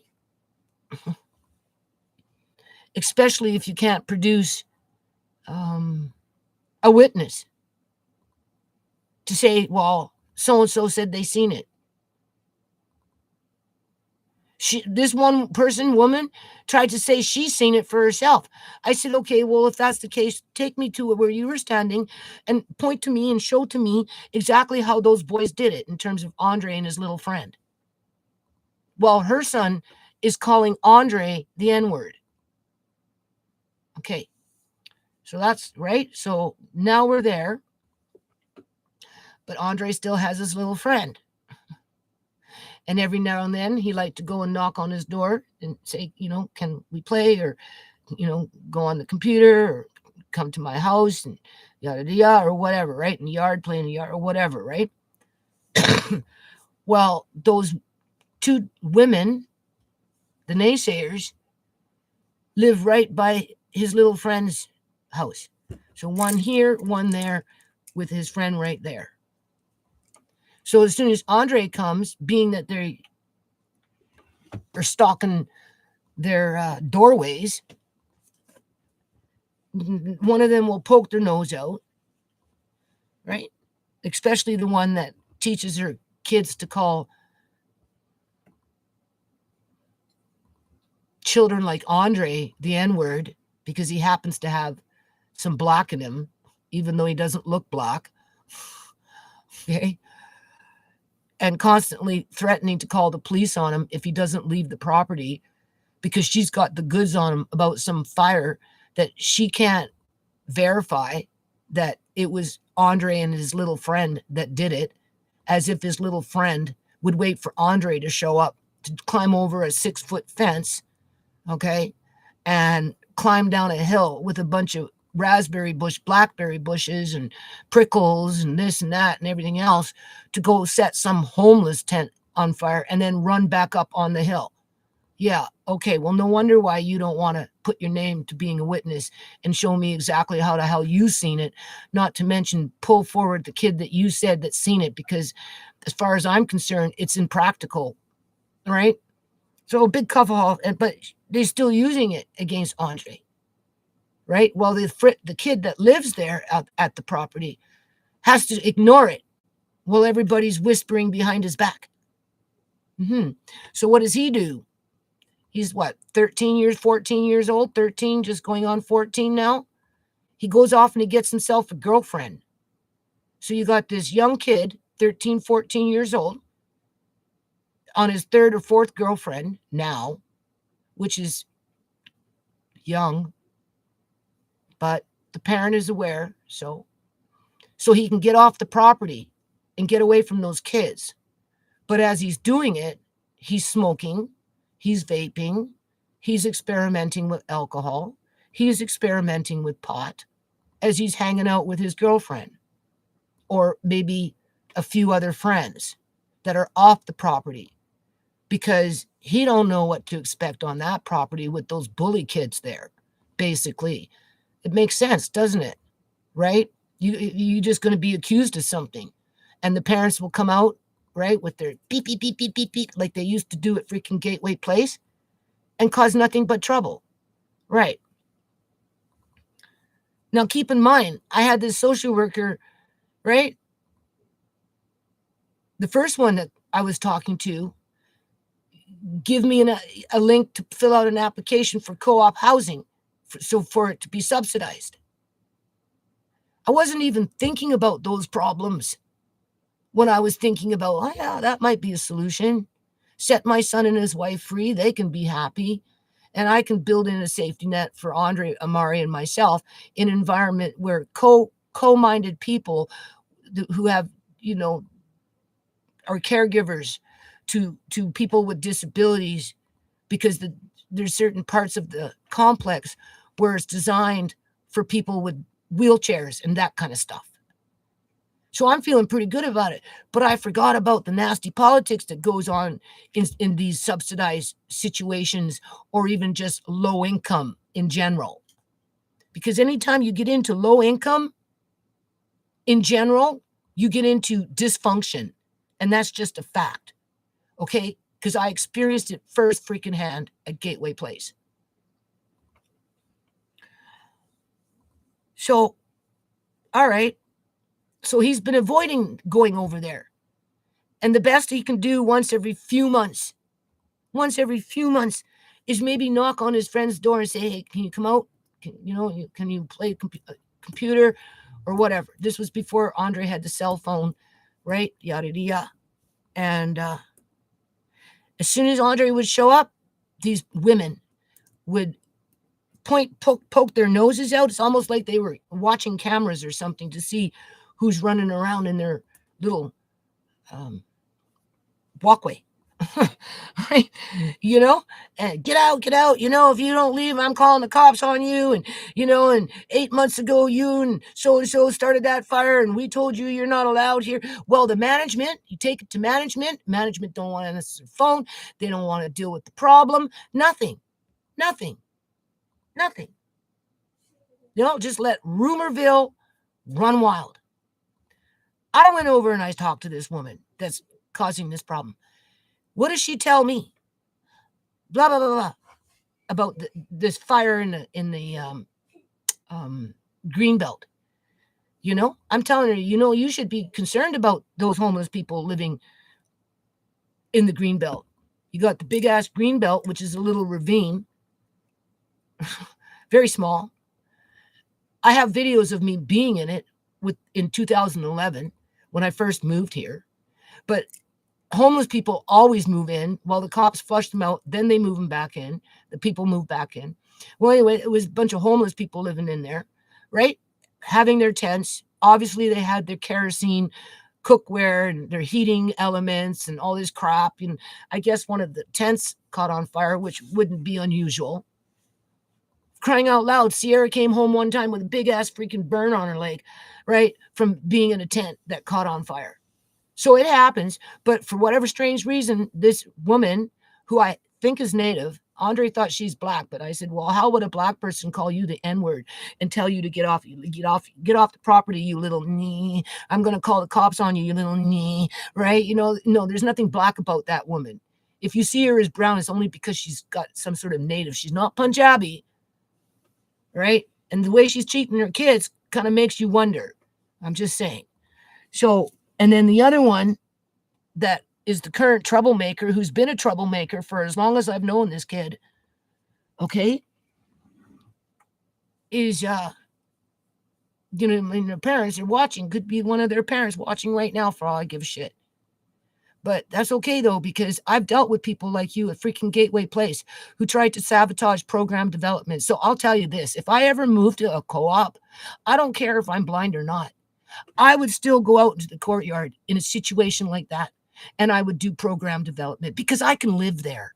And once I live there, I don't have to worry about insurance. I just have to go out and do it.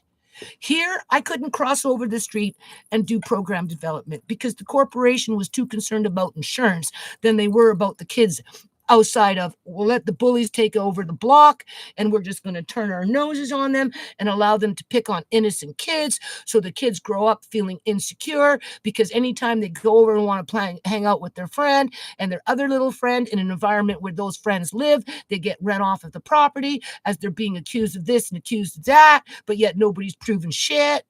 All right. So this other little kid, there's two kids.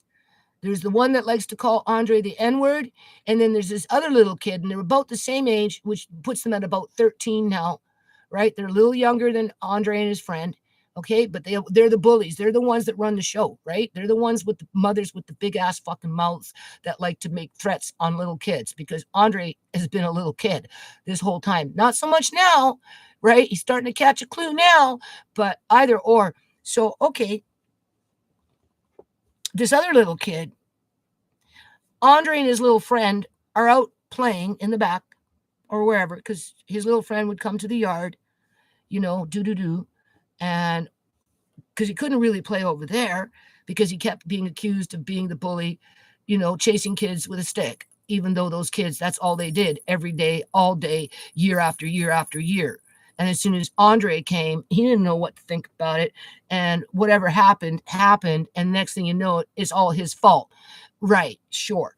Okay. So then he wouldn't go again for months and months. Right. All right. So now this other little kid, though, throughout that time, would try and befriend Andre because he had nobody to play with. And so what I'm saying is Andre and his little friend would be in the alley, going up and down the alley in those days with a little car, like, the little drive car, Tonka type drive, like I had, right? Car, like whatever, like just their bikes, basketball. So this other little kid would be standing across the street and he'd cross over without his parents. So I'd have to take him home. And she kept saying, the mother, oh, well, I tell him not to leave the complex. Well, you do realize he is only 7 or whatever. Like, right. You need to be like, where are you? Why are you not keeping like an eye on your kid? Why does he keep doing this? Because he wanted to play with the boys, but Andre couldn't play over there because he was being ran out, even at that age, right? So Andre and his little friend would play on our side, up in the alley or in the yard, but this other little kid used to stand and cross over on his own, and then I'd have to take him home. I tell the parent, you got to stop this because he's going to get hit by a car or whatever. So we went through that stage, and then the boys got a little more older, and then it got to the point where a couple of years ago, the boy, like, it took me a while to let Andre go to the swimming pool with his little friend, with or without a group, because his little friend at that time wasn't showing an interest and the boys were too young.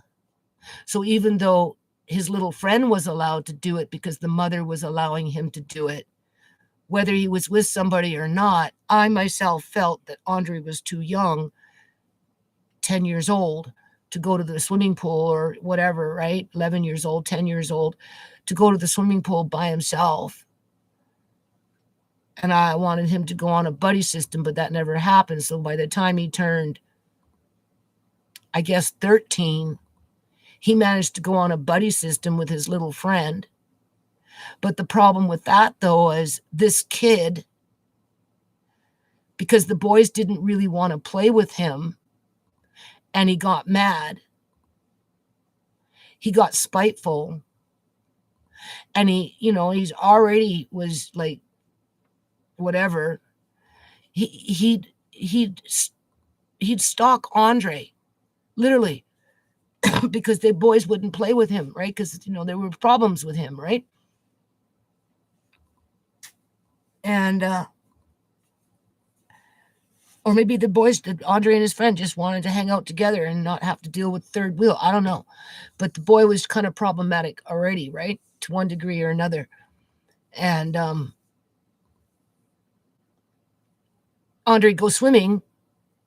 That little boy would be there, make threats on Andre because, Fortnite, right? Andre blocked him on Fortnite or muted him or whatever, right? That's usually how it started. And then he was mad, blah, blah, blah, or whatever.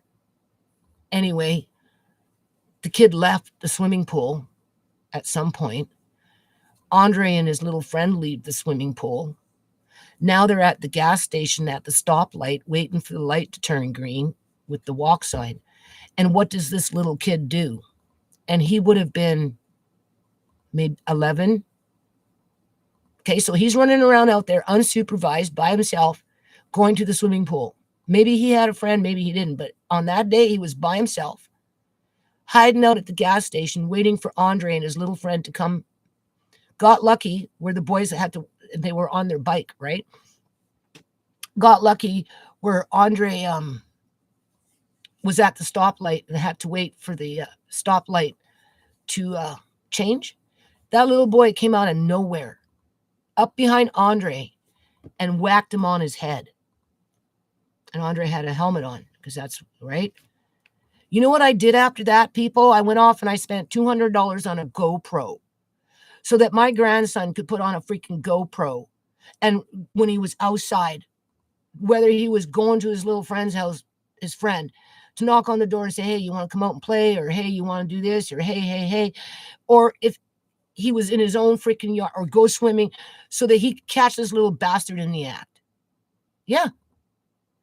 Because when Andre and his little friend were playing outside, sometimes they just play down the road there, which is a dead end road, right? And in those days, it was much quieter, not like the building that we have now, right?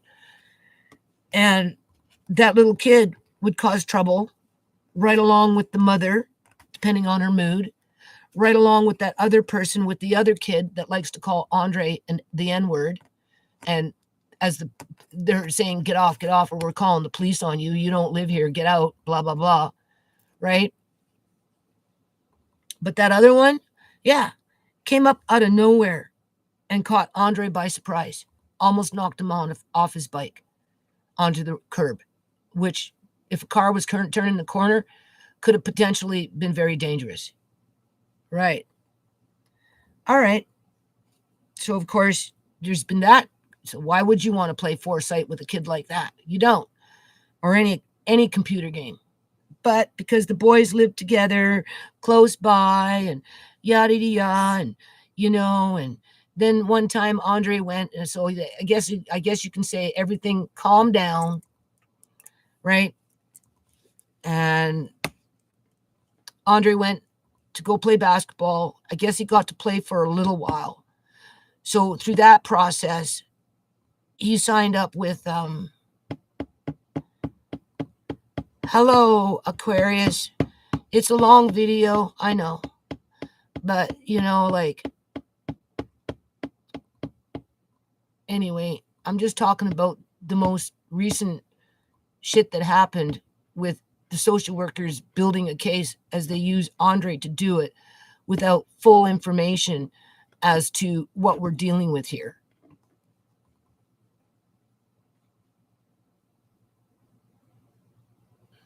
And I'm just kind of giving the full story. I'm not giving half the story. Well, you can always go back and watch or listen. You don't have to watch it. I'm not doing anything fancy. Just go listen. I turn on things and I do things and I just listen. Right? So you don't have to be glued to you could just listen to it.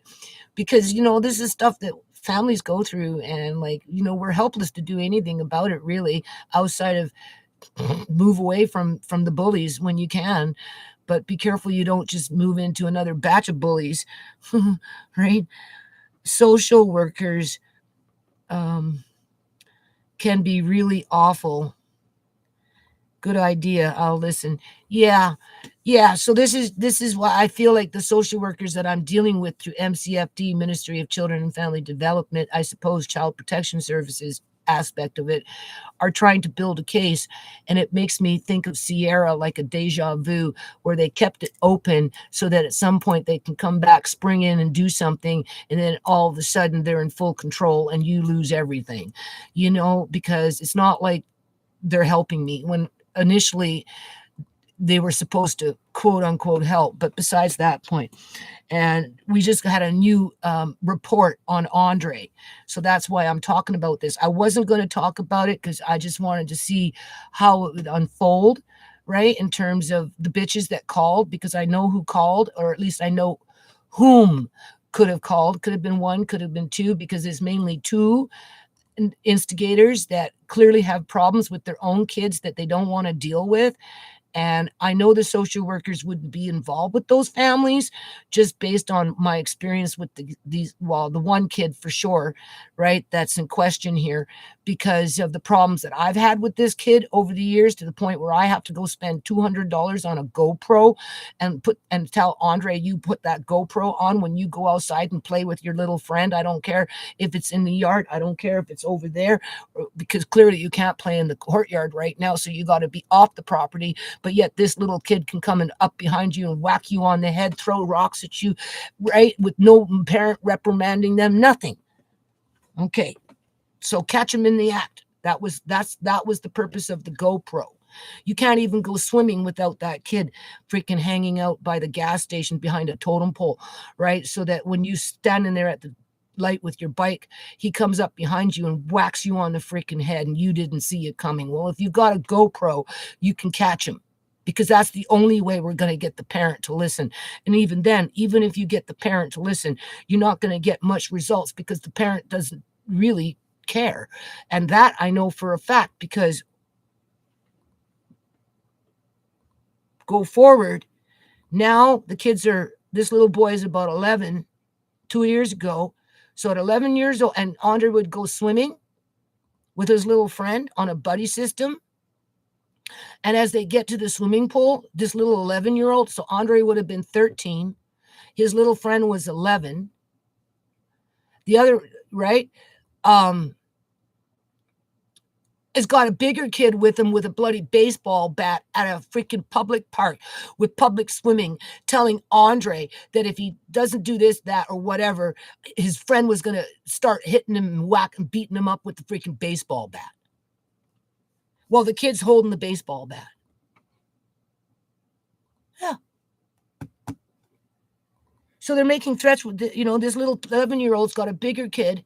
Don't ask me where the bigger kid came from with a baseball bat, making threats to hit Andre if Andre says boo to the other kid, even though Andre and his little friend were completely ignoring him. You see, that was the problem. They were ignoring him. They didn't want to play with him. They didn't want to deal with his bull crap. And because they didn't want to, he got whatever, and he went off and he started hitting, getting other kids to get involved to try and intimidate, right? Well, we've got the other kid in the courtyard. If Andre goes knocking on his door, on his little friend's door saying, can I, blah, blah, blah. The other one's threatening to call the cops with the mother coming out, right? With the other one not doing it, right? Oh my God. So I'm like, Andre, just stay the fuck away from there. Like, can't stand it. Right? Like just, ugh. But time goes by. So, they can't stop me. Sometimes you just have to go gray. People like this don't change. I know. I lived at Gateway Place. I did community freaking program development. The poorer the fucking complex, the bigger the problems are because you've got a whole lot of mentally ill people that are completely dysfunctional. You know what I'm saying? Poverty creates dysfunction. That's a proven fucking fact. If you're poor, you're going to have more apt to have problems with mental issues. Okay?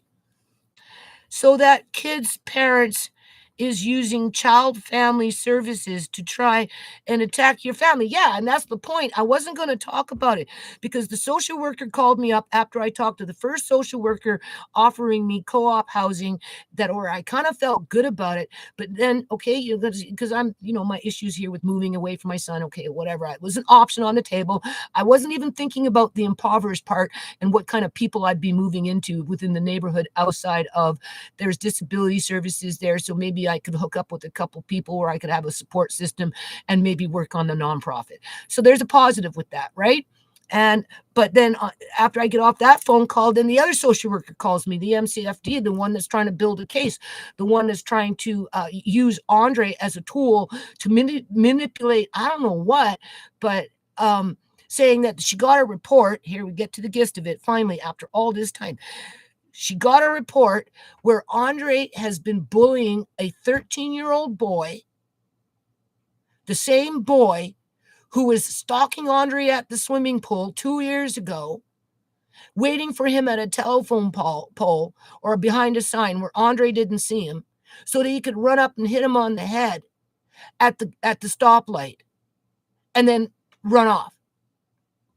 Or at the pool with his bigger buddy with a baseball bat saying yada yada yada. Well, Andre just wants to swim with his little friend because he got some newfound freedom where he could finally go to the swimming pool on a buddy system. And he was 13. And then he basically got ran off by that little problematic child that has mental health issues, okay, when he can't get his own way because the boys didn't want to play with him, okay? So he was acting out, and I had to buy a GoPro. Andre didn't even go swimming this year because he didn't want to deal with it, all right? All right. So I get a phone call after I talked to the other social worker about the co-op housing. Oh, we got a report on Andre. I said, what? Why? Oh, well, he's been picking on a 13-year-old boy, bullying him, making threats to beat him up. I'm like, okay, and? Well, he was throwing rocks at a security camera. Okay, when? Well, blah, blah, blah. She didn't really put a time frame on it, right? And anything else? Yeah, well, he burnt that little 13-year-old boy on the leg by putting gasoline in a spray bottle and throwing it at the kid and lighting him on fire. I said, what? What are you saying? Because that sounds very extreme. Oh, yeah. And I'm like, I don't think so. Andre, first of all, doesn't go anywhere. Like, in the context of a kid running the streets, right? He goes out with his aunt. He goes out with Marina maybe to the mall. He'll go out with his uncle to go do something, right? If he wants, he can go to Brad and go to work, right? You know what I'm saying? Right? Right? I'm just saying. But he doesn't run the streets, right? He can't play with his little friend because his little friend's always at his girlfriend's house. So, I compete with the computer, that's for sure. So, okay. Now, and I'm like, okay, so click, click, click in my head, right? Let me read this. Next time the kid does anything and hits Andre, get Andre to go to the doctor and make reports. Andre didn't even go swimming this year because of the bullshit. Okay? But the thing is, these, because they're kids, they fight, they come back together, whatever. Now, over this summer, I guess the kids let down their guard because they're so close together. They play the game, the computer. So the kid got on the computer. All of a sudden now he's in the group with the game, whatever the games are. Okay, it could be Fortnite, it could be something else, right? Whatever. And now they're talking. So he's knocking on my door, right? Like this summer, for example. Let's talk about this summer. So the summer before, 2 years ago, he was hitting Andre on the head as he was stalking him at the gas station when he wasn't threatening to have his friend that was bigger than Andre beat him up with a bloody baseball bat. Okay, I buy the GoPro, right? Andre's not allowed to go next door. Then the fire thing breaks out, and he's always being told, get off the property, because if you don't, a year and a half ago, you did this with your friend. We've got witnesses, but we've never pulled a witness come forward. So if you don't leave, we're calling the cops, you little N-word, right? You know what I'm saying? Okay, so Andre kind of stays away from there as much as possible, while Jude has given up on his friends in that courtyard and has moved on to girlfriends now, drinking, vaping, smoking, and doing pot. I'm just saying, he's only like 14, going on 14. So, it's not like that courtyard's doing anything good for him. His parent is aware with it. She's trying to deal with it, right? You know what I'm saying? She's encouraging him not to, make bad choices as if any parent would. I know I've been there. I'm not casting no judgments. I had Sierra. I'm just saying. Okay, I know what the influences are for these kids out there, and I know how they can get, distracted or whatever. All right. So, over the summer through the computer, I guess the kids started talking to each other, right? So Andre would be out in the yard with his little friend, right? And that's how that kid crossed over, because the camera thing was with Jude and Andre playing in the yard, in the alley, minding their own business. Well, that kid next door crossed over. This was like a year ago or more, okay? Crossed over. Apparently, he threatened, because Andre, he has no street smarts. Right? Absolutely none. Right? And bullied Andre with a threat of a knife to be stabbed by this little kid if Andre and him if Andre didn't start throwing rocks at the security camera over here. And Andre got scared because Jude and him are out in the back minding their own business.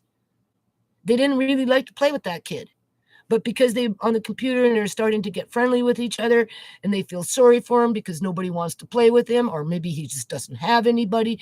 You know how kids are. They let him join the group. But as soon as he got here, he crossed over on his own, which wouldn't have been the first time because, he's been doing it off and on for years, right? In the old days, I had to take him home when he was young. Anyway, he crossed over on his own. Somehow he managed to bully Andre to go to the old folks home and all of a sudden start throwing rocks at the security camera. Well, the other little friend is just sitting there saying, Andre, don't do it. But because Andre felt that he had to protect his friend and didn't want to get into a knife, right?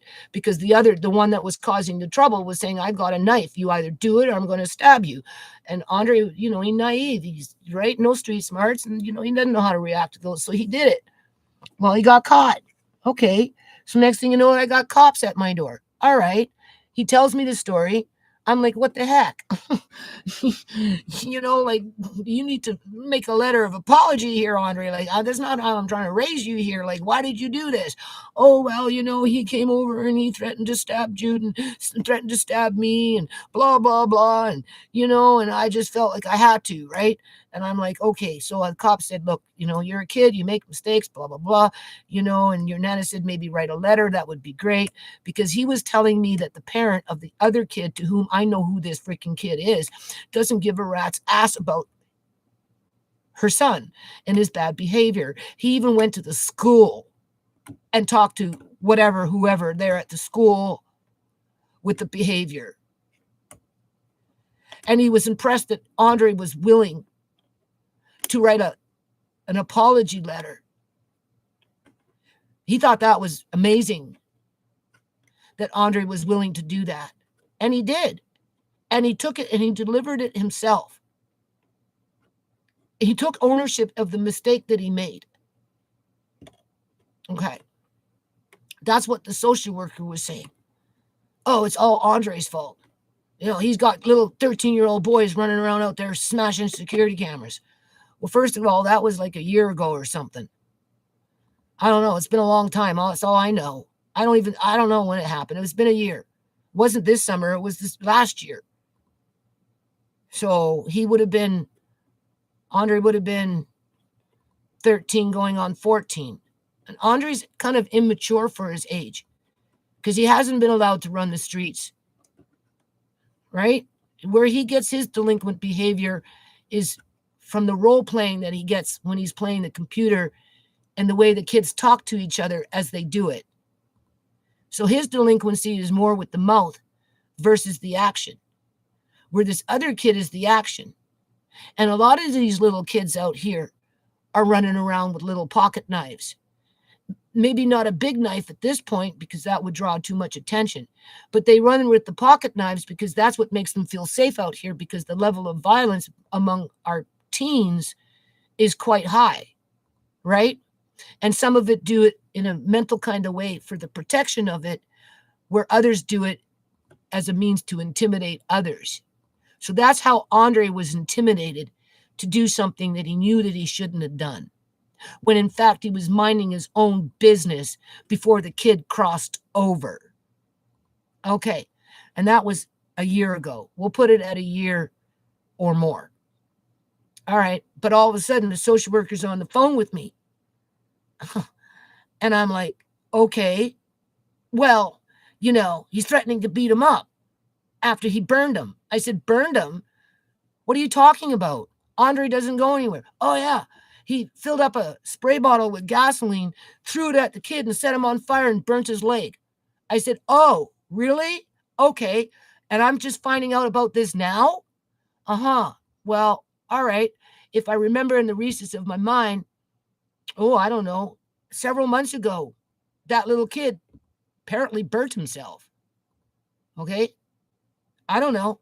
All I know is, you know, for like, things with kids, they're not talking one day, 6 months later, they're friends. Then 6 months after that, they're not friends again. Okay.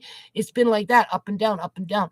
So over this summer, in the early part of the summer, because the kid kept coming to the door because they were on the computer playing and they were friends on the computer, and he wanted to whatever, he was knocking on Andre's door wanting to play. And because his other friend had a girlfriend and wasn't playing with Andre gave the kid a chance. So they'd play outside a little bit, whatever.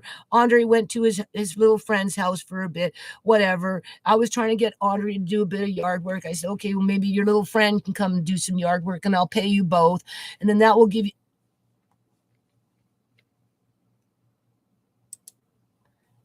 I'll get to the comments in a minute.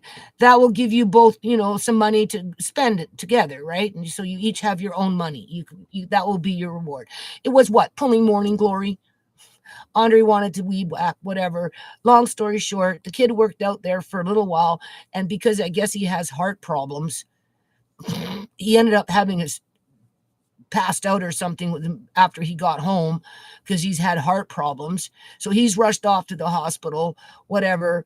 And then after that, he went to his grandmother's for a little while. Then I think he came back and they tried to pick up where they left off. And I don't know what the hell happened. Next thing you know, I'm saying, well, where's that kid, right? Like he was working. He said he wanted to do a little bit more. He doesn't have to do anything strenuous as long as his mom thinks it's okay, just because I'm trying to nurture Andre more than I'm trying to nurture the kid, because Andre is being attacked at that fucking courtyard all the time, being accused of this, being accused of that. Well, the mother with the kid that calls him an N-word, it tries to hit him on the streets when Andre's walking down the road. She swerves her car trying to act like she's going to freaking hit him. And she's done it more than twice. And when I told that to the social worker, she goes, well, have you called the cops? And I'm like, well, no. And, I didn't go into detail, but now that, I've after the fact, I was like, why would I? Because we're already being stalked and attacked by these people. As if you want to start calling the cops, they're just going to make it worse, right? They'll just give them more. And she's got kids, or all her family members, right? The one with the kid that calls Andre the N-word all the time, who's the native. I'm pretty sure she's native. All her family members, she told me they're all addicts. I even think some of them live in that freaking green belt where that fire was, because she didn't care that there was homeless people living down there, even though the complex is right next to a freaking subsidized housing with a bunch of children around and running around, versus blame the freaking addicts for maybe having the tent fire. They shouldn't be down there in that first damn place. Why are you blaming little 12 and 13-year-olds, right? Right? And then using that year after year as an excuse to say, get off the property, because if you don't, we're going to call the cops. Well, the other mom, which is 2 doors down, has her kid stalking my kid, right? Basically, and you don't know from one day to the next what you're going to get. And when you do cut the kids some slack and give them a break, treat them like a kid, right? Kids make mistakes, whatever, you don't know what's coming next. And okay, so all of a sudden, I get a call from the social worker saying, we got a report, and I said, well, when did Andre do this? 2 weeks ago with the fire. Oh, about 2 weeks ago. Right? The last time I had anything to do with that kid, because I gave him the money. I gave his mom the money. Like Andre took the money and right, because he got whatever, and he went away, and then he came back, and then he went away, and I'm like, Andre, and he's playing on the computer with Andre, but Andre's there's like he bugs the kids, so after a while they don't want to play with him. I don't know, and he's bugging to come over and want Andre to play with him, and Andre's saying no. I'm doing my schoolwork and I'm busy, and I've got my nephew, and I'm going out with my aunt or whatever, right? So the kid is getting mad because Andre's not doing what he wants him to do. And so, he never came back to do anything else, right? You took the money, you got paid, you tried to get Andre to go outside and run the streets with you, however you want to run the freaking streets. I don't know, because you sure the hell didn't want to come back and pull Morning Glory and make some money. I'm just saying, can't say I didn't pay you because I gave your money to your mother. It's not like I'm not trying to be a positive role model here. So anyway, they're on the computer, and I guess this kid was just going on and on and on and on and on and on and on and on. Eventually, the boys just blocked him. They just blocked him. What happens 4 days later? 3 or 4 days later, after Andre blocks this kid on the freaking computer game, saying, no, I'm not playing. The weather is miserable. I don't want to go outside. It's not like he can go into that courtyard without being harassed. He can't even walk down the street without being harassed. Okay? I'm serious. And they block him because he won't stop bugging them.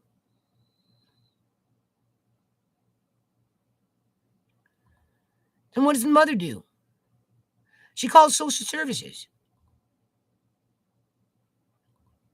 Where social services is now telling me that I need to monitor Andre because Andre is the problem because of the report. Because she says, well, how do you manage Andre? How do you know he's not doing this? Blah, blah, blah, blah, blah. And I'm like, well, first of all, Andre doesn't really go anywhere. And when he does, it's to a destination. Like, he'll go to Nestor's. But that's dangerous, though, because he'll be walking down freaking 132A, and along comes that other woman that wants to swerve her car and threaten to hit Andre. But if we call the police, it's going to be a problem, and she's going to get her drug-addicted family, who are much older than her freaking kid, and I think some of them are her older kids, or aunts, uncles, or cousins, or somebody, to stock the yard, which they've already been doing to one degree or another when things flare up.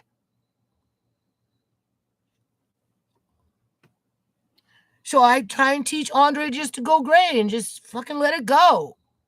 There's going to come a day when you're going to move, and you're never going to have to interact with these people if you put enough distance between yourselves.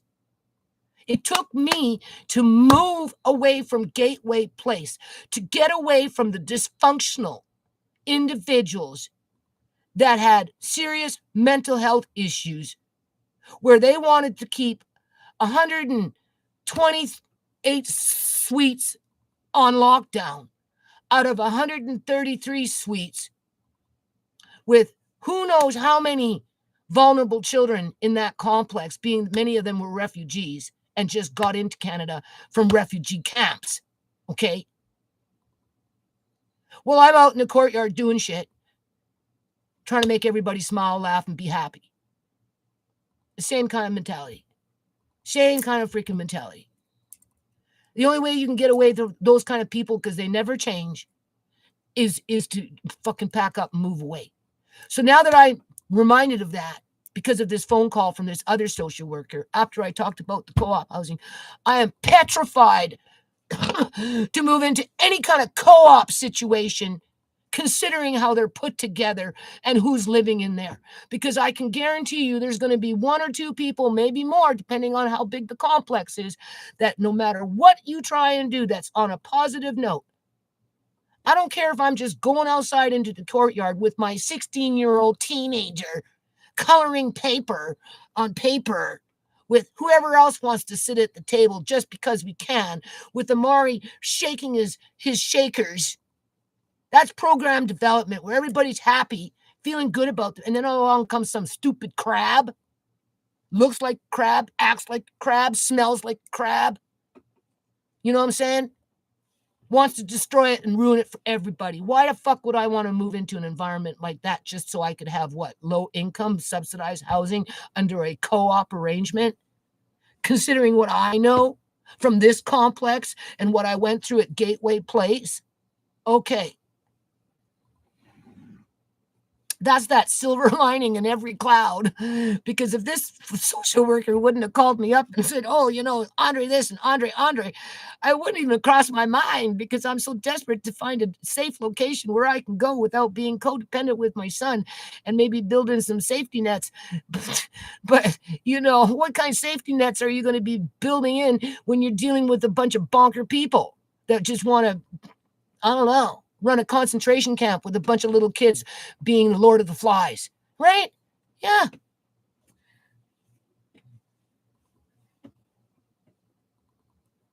Okay, let me read. That's so infuriating. So that kid's parents is using child family services to try and attack your family. Yeah, but what I find to be convenient is the fact that she's doing it knowing that I'm at a time dealing with the social workers. Because I just go with the flow, right? I'm the narrative. I don't write the story. I just tell the story.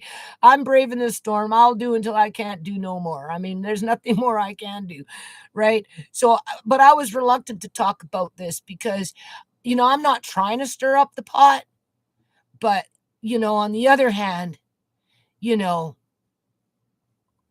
like they must be watching my videos. If that was the case, why didn't you phone when Andre got your little boy to throw the rocks at the camera when it was your little boy who crossed over and bullied Andre with a threat of a knife being stabbed to do it? Because if the boys were going to do it, all three boys would have done it and only two did it. Because Andre has no street smarts and he allowed a little, well, I guess he would have been 11 at that time. We're talking like 2 years ago, a year ago. I don't even know. Andre's 15, 14, around 13. I don't know, 13 and a half. Okay. We were talking over a year and a half ago. Why are you calling a year and a half ago on this when it was your son who crossed over from that side of the road and came into the alley on the attack? And if the boys had conspired to do it together, all three would have done it. But Andre felt that he had to do it in order to protect his other little friend, who technically is younger than Andre. But when they got caught, Andre didn't deny it. He realized it was wrong. He told his side of the story, and he wrote a letter of an apology, and he took it and dropped it off himself. And he felt good after the fact that he did that. Well, the cop at my door was saying the mother at that time, because I said, well, aren't you, talking to the other kid? Right? Well, yeah, I tried to, but she doesn't care. That's what he said. She doesn't care. I said, well, I do. Andre, you're writing a letter of apology. Cop looked at me. Really? I said, yeah, that's the right thing to do because that's not the way Andre's being raised. Okay. Is Andre perfect? Hell no. I'm not saying he is. So if that was the case, though, if you felt that it was so dangerous and so threatening, why didn't you call then? Because it's your kid that's the problem. Because you've been having problems with your kids for a long time, right? But yet you may be watching my videos, and if it's not you watching my videos, it's your neighbor with the other kid that who's younger than Andre, who likes to keep calling Andre the N-word and threatened to call the cops on him because his mom has somehow empowered him to do that. As they make threats, as the mom is driving down the road, and if Andre happens to be walking to a grocery store, she makes threats to hit him. So he goes out wondering if he's going to get hit by a car by that woman, who could very well be watching my video in partnership with the other kid's mom. Because why would you call a social worker under child protection for something that happened a year and a half ago, months ago? The same thing with the fire on the lake. When I was paying that kid to work in the yard, I only paid him one time because he only worked one time, right? The deal was, an hour, a little bit. I'll give you guys $15 each, right? Depending on how long you work. So they pulled their little morning glory, whatever. Andre did whatever.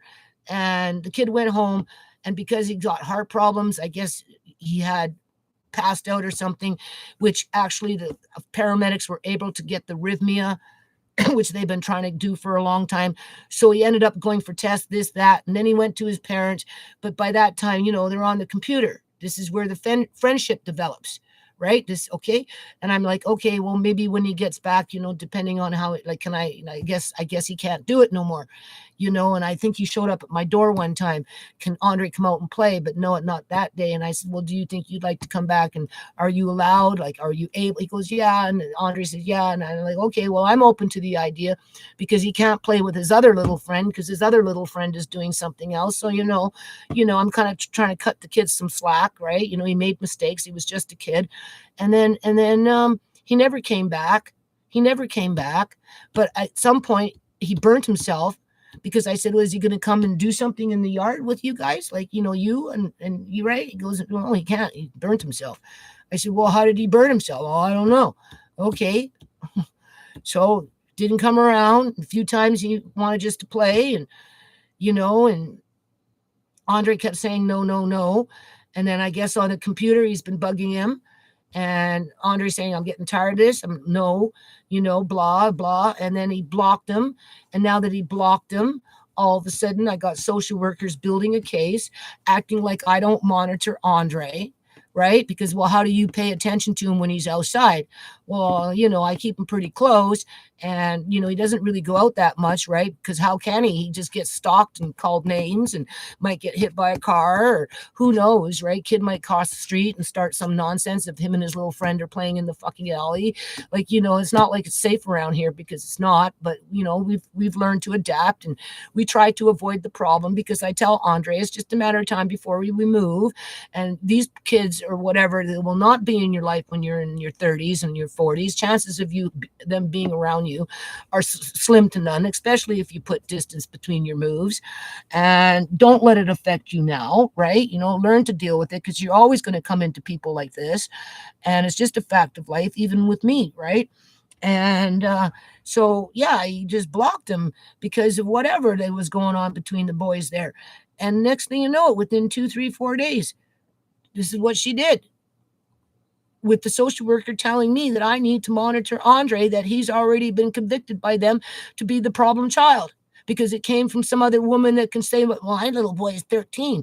No, he I don't know what he is. There's something wrong with that kid. Okay. I've been dealing with him for freaking years already. And honestly, I'm getting fed up with it. When you got to buy a $200 GoPro just so you can catch a bad kid in the act of attacking your grandson or your son or your daughter, what does that say about the damn kid? Do I have to show the social worker the GoPro as proof that I bought that so that my grandson can monitor his environment, so that he has proof that he's being attacked by lunatics in the freaking neighborhood, including by adults? As a matter of fact, Andre, next time you go out, make sure you wear that GoPro. He has to wear it. Forget about the cell phone. Get it on fucking GoPro. Sorry, boo-boo GoPro. Where am I going to wear it? I'm not riding a bike. I said, just carry it. I don't care. Take it. Strap it onto your chest.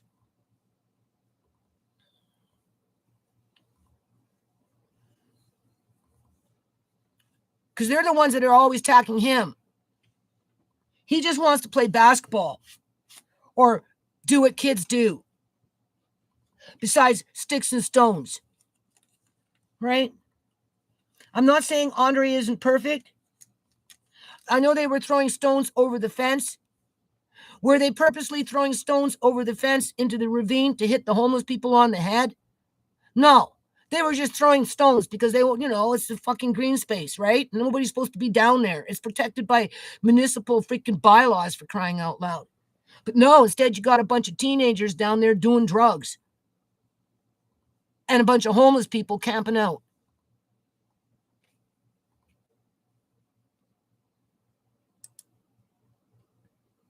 And a bunch of homeless people camping out. And we're not just talking a simple camp here. We're talking camp with their kerosene this and kerosene that. So much so that the shit can catch on fire. Okay? Tent fires. It's common among people who camp out. in the inner cities.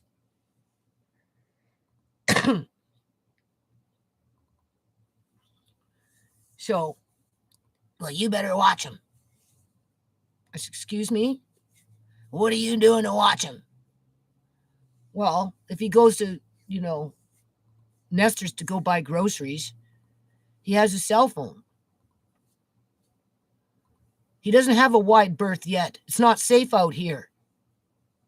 Yeah, I prefer him on a buddy system. So I'm like, okay, Andre, we're back to that. Ask your friend, instead of spending hours and hours and hours and hours and hours on the computer because this kid is bored, why doesn't he come over here? I'll pay the two of you to go outside, do a little bit of work. The problem is, the kid doesn't really like to work. He doesn't. Because it's not the first time I've offered to, right? He'd rather Andre go off and do something else. He used to take Andre to run, with the bikes and stuff. But Andre hasn't had a bike, so it hasn't been happening. And then he got himself a little girlfriend, and he spent a lot of time on there. And I guess he's pulling back, and now he's more on the computer. And he's expecting Andre to entertain him on the computer as I'm fighting with Andre now, saying, well, you need to blah, blah, blah. Oh, but it's, so, and I'm like, yeah, I understand that. Well, if that's the case, and he's, he doesn't want to be hanging out with his girlfriend, why not ask him to come over here and I'll pay you guys, money to clean out the hen house, and, we'll get it raccoon proof, this, that. And then as it's done, then we can start clearing out Mr. Lace's cat house. And the two of you, not that other kid, cut that kid loose. Forget this other kid. Go away.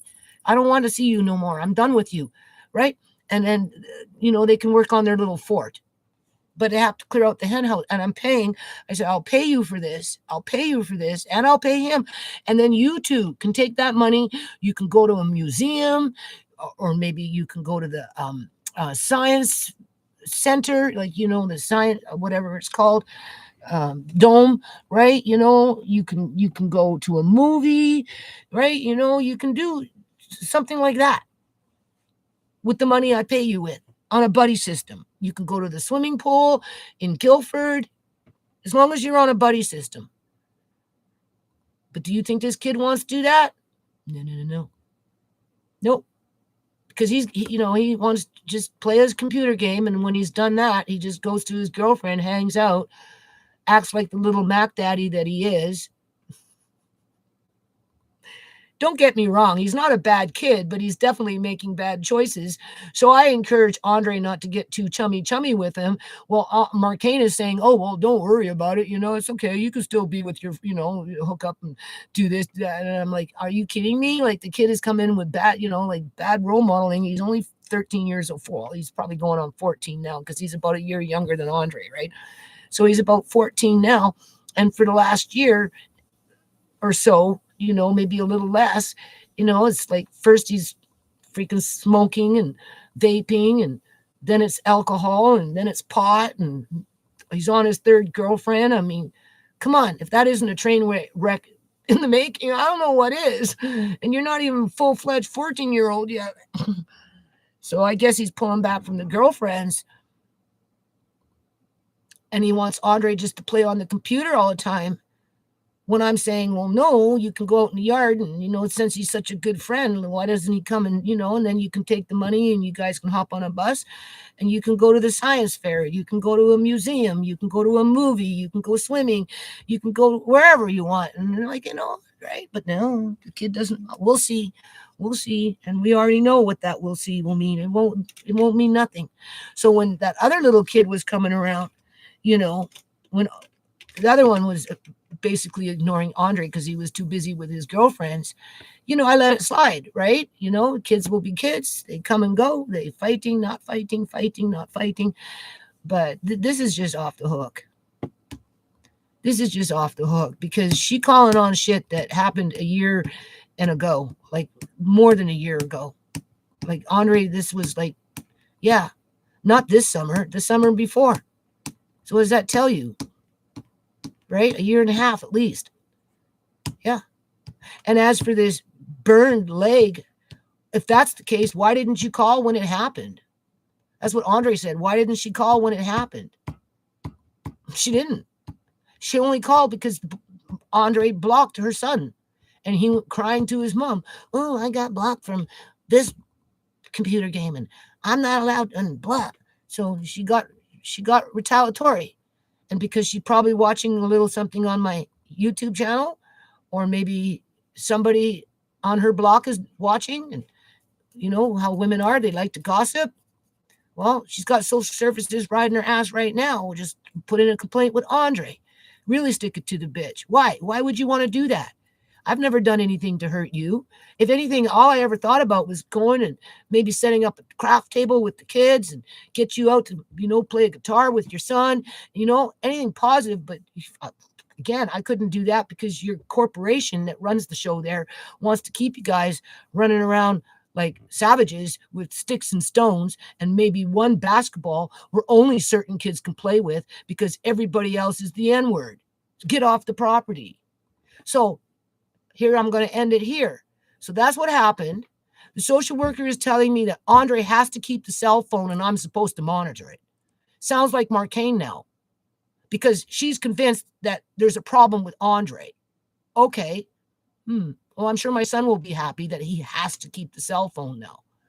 Right? Where I don't even agree with them. I don't. So besides that point, so she's taking the stance that there's something wrong with Andre. It's all Andre's fault. He's been proven guilty before he's even been charged. Just with the way I'm hearing it, right? I'm expected to monitor him, his every move, to protect the 13-year-old from being bullied, I guess. And yeah, which tells me she's just trying to build a case because her solution is to hook up Andre with a counselor because he's already been proven guilty. Yeah. And I'm like, no counselor. If he wants, he knows where to get. The information is available. He can go talk to my neighbor over there. He can go talk to Brad over there. Right? He's got his uncle. He's got his, I suppose, Marina. Almost called her an aunt. Ooh. But he's got Marina. He's got his Aunt Tisha. Right? Honestly, if he really wanted to, he could talk to his friend's mom, who he's known for years and years and years and years and years. So that's another person he could talk to if he really wanted to and felt he needed to. Right? So it's not like he's left hanging. Right? He's already got a full plate with school. Right? He had a milestone. Okay, because they've been putting, that Marcaine and his wife have been putting a lot of pressure on him with the school.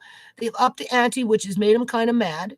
So now he's dealing with displaced anger, which he's kind of starting to take out on me, which I need to talk to my son and tell him to back off, but he probably won't because he wants to keep the tension high, right? Because it's that pissing contest and yada yada. But besides that point, I told Andre about that. You get to the fountain and you're not quite there. Anyway, the milestone is he's getting faster with his math, but all of a sudden, like night and day, his numbers, in terms of printing numbers,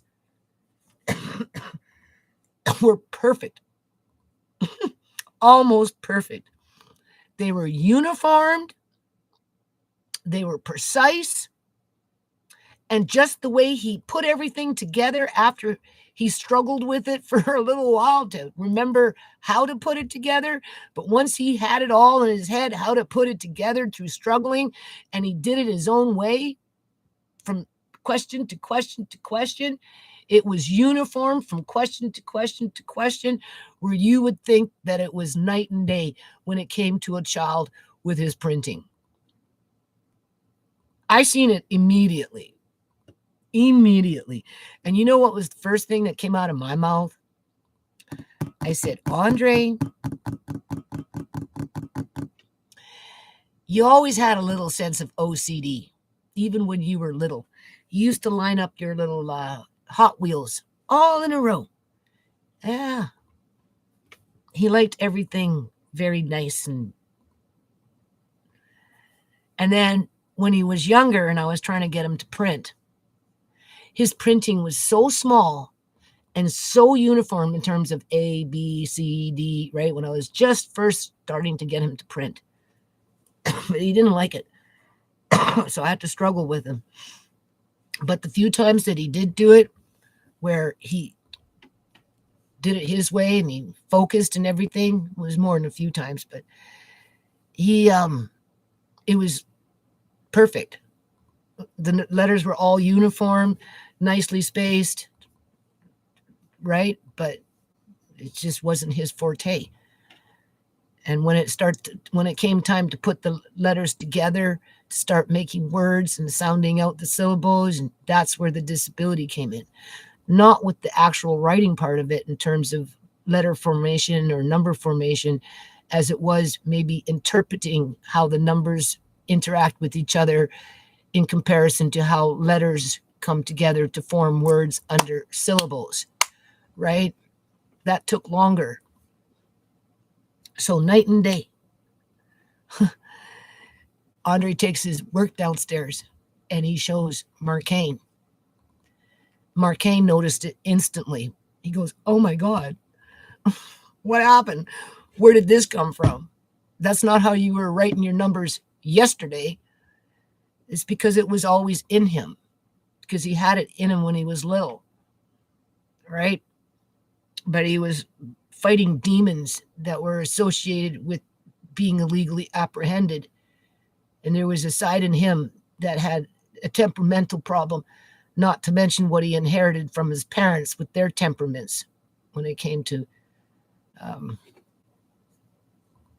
being stubborn and having tantrums and going against the grain, that kind of stuff, right? Some of it's genetic, others is environmental, right? So he had a milestone. So that's really good. But, there's a cost to that when it comes to coping, just right. Because, some of the things is draining for him. Children with disabilities that struggle with them when it comes to maybe a form of dyslexia or however kids put letters and numbers together, and struggle with that. You get headaches and stuff, right? Because, you're using a different part of your brain. But I tell them that would be normal, Andre, right? The problem is they expect too much downstairs. They're convinced that if they get them doing it every day, 5 hours a day, repetitive, same old crap over and over again, just with different numbers or whatever, it's accomplishing something. And in some ways, like what it does is it just breeds a whole lot of frustration and resentment after a while, because they've taken away his free time. So now he's getting a little rebellious again, and I'm starting to having to compete with the computer. He's taking it out on me before he takes it out on my son, even though it's my son that is the problem here, not so much me. And then I tell Andre, "Come on, Andre, I try and talk to you like a little adult here, like we got a problem solved together and blah, blah, blah, blah, blah." And so, but outside of that, yeah, like that's just bull crap. Total bloody bull crap.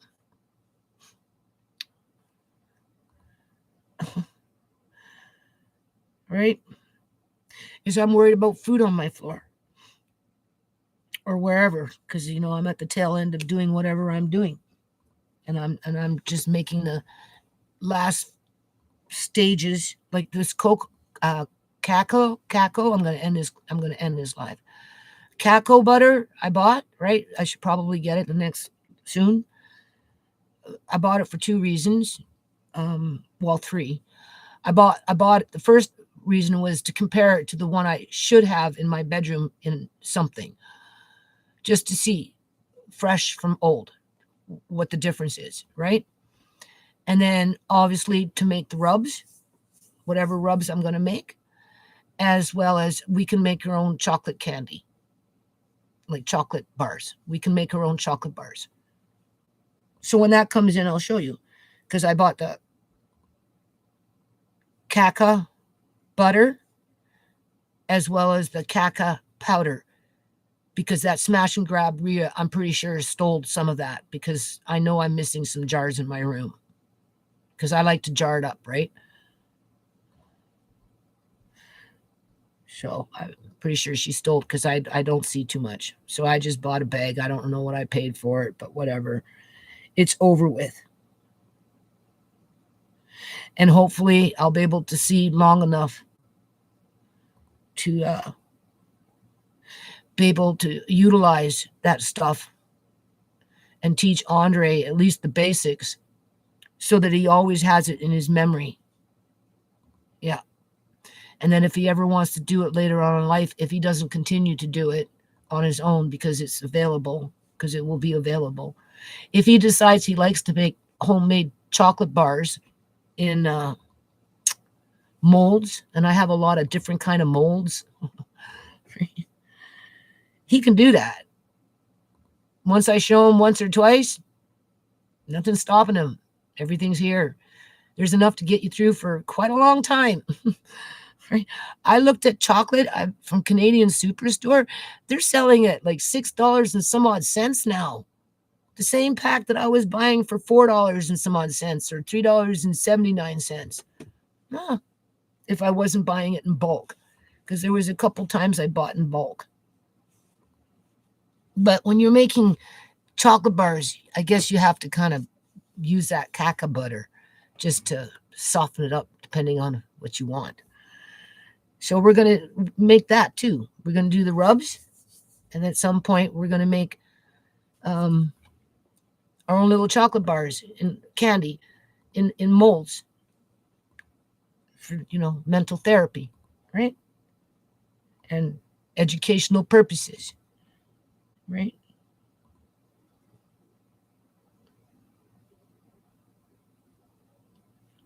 So yeah. So there you go. If you're watching, tell the whole story. Tell how you guys have been stalking Andre since he's been a small child. You were probably stalking him when he was 3.5 years old, when I was taking him to that daycare because of social services. Yeah. And then when he showed up when he was 7 and wanted to play with his little friend outside at the supervision of this little friend's mother, what did you do? You didn't reprimand your kids from running around with sticks and stones, chasing each other and hitting each other and all that crap. With the new kid on the block, all of a sudden it all became Andre's fault? I don't think so. If you were out in the courtyard, you would know how kids react out there when they're out there running around like lords of the flies. And not too many parents are out there watching their kids. Oh, yeah, I forgot to mention Andre's little friend, the one that is his little friend that has the girlfriend and whatever. Well, guess who that other kid is blaming now? Andre's friend. That Andre's friend burnt his leg. Yeah. I'm wondering, did the mother call social services on that parent or just on me? So now Andre's little friend is not allowed to go in the courtyard when that kid's out in the courtyard. Yeah.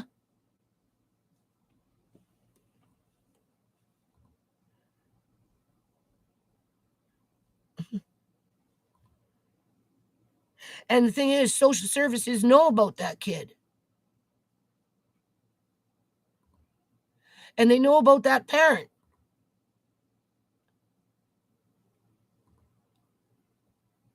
And they know about the other kid that calls Andre the N-word. And I'm pretty sure they know about that parent.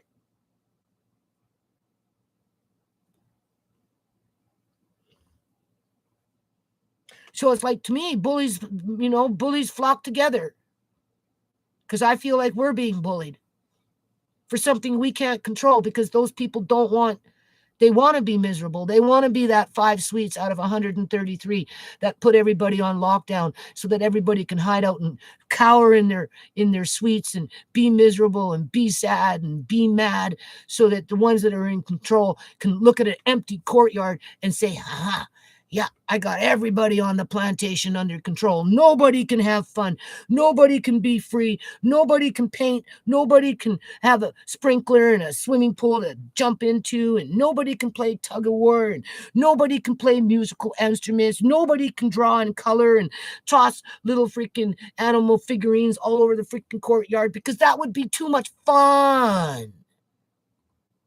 That would be too much fun. We don't want the parents coming out and participating with that stuff because that would just bring the parents and the kids together within their own households so that they can go home and be happy. We don't want people to be happy. We want people to be miserable. And then we're going to blame people for being miserable. It's their fault. They did it to themselves. They deserve to be miserable. That's that next door.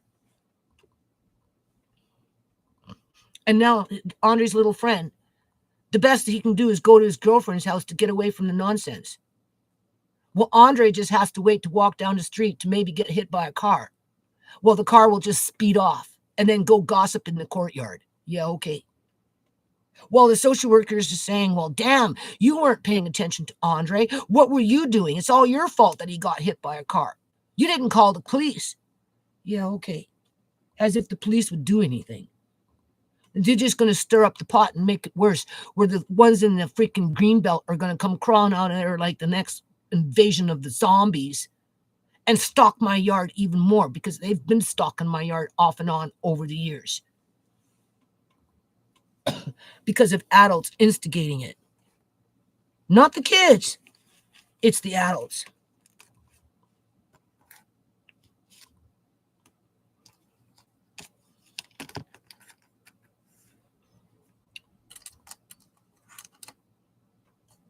So we'll just have to see how that one unfolds. I don't know. I don't know what to think. Okay, so let's read. That's infuriating. So that kid's parents is using child family services to try and attack your family. Yes, exactly. And I think it's because she watched my videos or one of her neighbors watched my videos and they're jealous because I live in a house. I've been here for 15 years. And Andre's actually not a bad kid. He's quite responsible. He's not perfect. Not saying he is. Got, right? Time to grow up. It's okay to make mistakes, right? And but he can do things that they could never do in terms of Andre can do things that these other kids couldn't even come close to when it comes to looking after Amari and whatnot, right? Working at Brad's, whatnot. I've been encouraging him to call Brad and touch base, but just the school has been really just kind of like throwing everything for a loop. But besides that point, okay, next time the kid does anything and hits Andre, get Andre to go to the doctor and make reports. Well, no, since this flared up, I asked Andre if he's going outside. I don't care where you're going in terms of anywhere, really, right? Maybe even I actually bought 3 GoPros, one for him to wear and 2 to set up in the alley so that when him and his friend were out in the alley playing and that other kid crossed over, the cameras would already be going without that kid even realizing that there were cameras to catch him with his bullshit. Because I think there was a few times he used to come over and throw rocks at Andre and his friend. It's been a problem off and on throughout the years.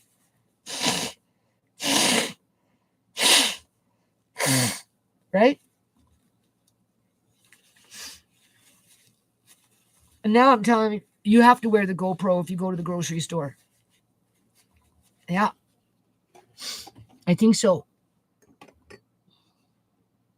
I'm sorry, you're just not going to call social services because Andre blocked your son from Fortnite or Roblox or whatever it is that these kids are playing. And then pull in situations from the past where you're not giving the full information as to, I suppose, what happened. Andre didn't go across the street told your son that he needed to come over here and go throw rocks at the freaking security cameras because he had a knife. That was your kid who crossed over the street and bullied Andre, where Andre felt that he had to protect his other little friend and do what the kid with the knife said to do. And when he got caught, he made apologies because he realized he made a mistake. Is it his fault he doesn't have street smarts? No.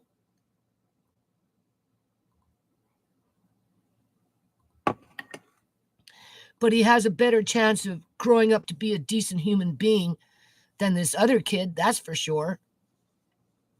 Some chance is better than no chance. So,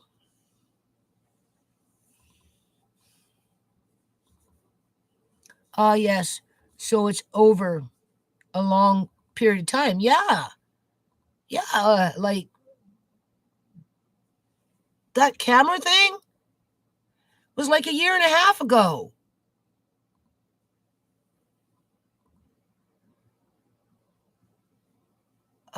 The bullying, the beat up, he hasn't been playing with the kid all summer, like because the kid just wanted. I don't know, like he kept going to his because he did the yard, like in the first part of the summer, Morning Glory, on pull, right? So he came, he just pulled some Morning Glory, right? They did whatever, but then he had his little heart thing, and then he couldn't do it, and then he went to his whatever grandma's. I guess the boys were playing on the computer, so they got status whatever. Then he got back. I offered to pay and have him come, but that didn't happen. And then he come a few times just wanting Andre to run around and play outside. Andre said no for whatever reason. He never went swimming because whatever.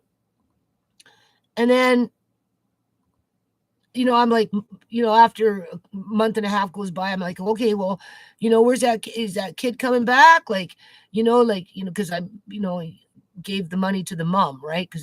So when I gave the money to Andre to give to the mom, when I paid Andre to give to the kid, because the kid was at his grandma's. And then the kid gets back. I asked Andre, did he get his money? He said, yes. I said, well, does he want to do? Can he do? Because if he can't, I understand that because he's got a little heart issue. He goes, no. He says he wants, I said, okay, well, I don't care. It doesn't have to be anything fancy because at this point, his other friend is off with the girlfriend. So, I'm trying to nurture a friendship with the other kid in a positive kind of way where they're both making money and they can go to the store and buy a bag of chips together and, and they have their own money to spend and blah, blah, blah. I'm doing it all for the right fucking reasons here, but at the same time, it's not working out. And then next thing you know, and I'm like, okay, when is the kid coming? Well, he can't. And I'm like, why? Well, he burnt himself. Well, how did he do that? I don't know. Okay, so that didn't happen. And then again, one or two times he came to the door, didn't happen. And then just been playing on the game. And I guess he's been badgering Andre to go outside and play. Andre saying, no. He wants to come over. Andre saying, no, whatever, because now he's on the computer playing with his other friend who's not spending he's not spending as much time with the girlfriend as he is online and wants to play with Andre and another kid. Well, this other kid wants to play, but he's young, I guess, and he's annoying, and everybody's, after all these years, kind of fed up with him. So I don't know what happened, but I guess Andre blocked him. And yeah, she called and accused him of this, and this. Well, the social worker has already picked sides and cast a judgment and expects me to be the executioner and monitor Andre as if he's a bad freaking kid here. Okay. So she can build herself a fucking case. And I'm always asking her, I gave her my email. I want the form that I can fill out for freedom of information that directly relates to your ministry. Okay? Where I get all my files from all the way from the very beginning. A copy of my whatever. I told her it'd be good for good reading. I've asked her like 5 times. Do you think she'll do it? No. When she phoned me, I brought it up. You haven't emailed me that link yet. because you have to do it under a special form, under Freedom of Information for that particular ministry. And she won't give me the link to download the form so I can print it out and submit to get my records from as far back as they began. Gari should be written in there. Sundram. Gari Sundram, the one that I babysat for 3.5 years for free under the Ministry of Children and Family Development as a foster care parent, but never got paid for it, should be in that file. I'd be interested to see if it is. That's what I mean. It'd make good reading.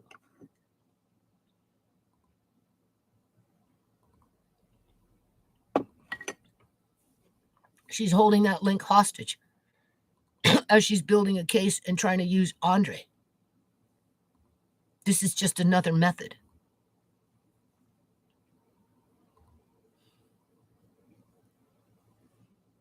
So, for that parent to ever think that anyone in this household would want anything to do with that child under any circumstances in the future has got to be nuts.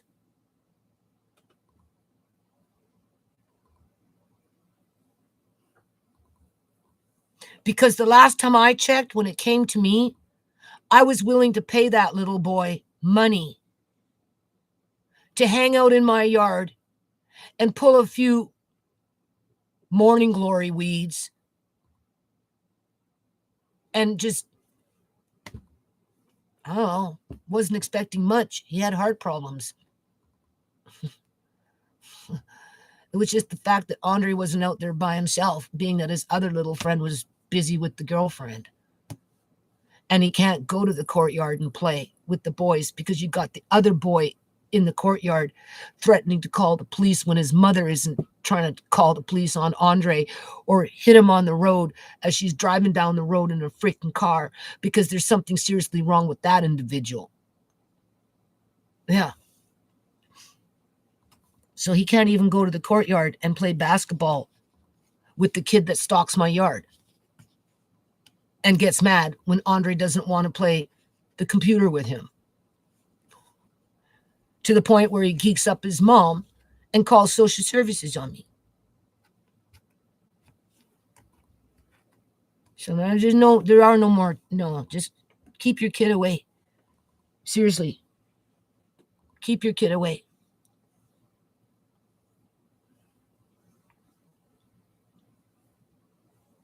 There are no second chances. Andre has to go out with the GoPro. That's my method of madness. Not a cell phone. It's a GoPro. So I guess you can say Andre is double packing. Now he's got a cell phone and a GoPro. And with these kids knocking each other out there, robbing each other, do you know how safe that makes Andre for robbery? Yeah. His other little friend, the cousin to his friend, was out and about in the community doing something. A group of boys showed up, had those knuckles, brass knuckles, knocked him on the head where he dropped unconsciously, and they robbed him of whatever it was that he had when it came to electronics. And the boy was in the hospital with a concussion. And he was 13. And all he did was just go up over there by the grocery store. And because he was by himself, he became an easy target. Yeah. Is a GoPro and a cell phone going to protect Andre from that? No. My neighbor, she said that there was 3 young people rolling up and down the road on bikes. One was fairly quite large. Another one she thought she recognized, where they rolled up on her neighbor who was coming in with some groceries or something. And the bigger one pulled out a freaking, what is that called? Sword. And started waving it around at the guy, saying yada yada yada yada yada. Because I guess the guy was saying, like, move, you get out of the way, because he wants to park the car or something dumb, right?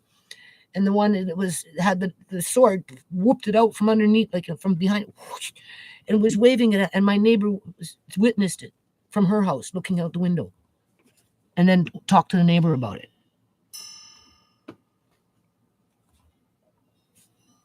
What's the worst that Andre does? Help with Amari? Spends too much time on the computer? That one, I think so. But I'm trying to reason with him.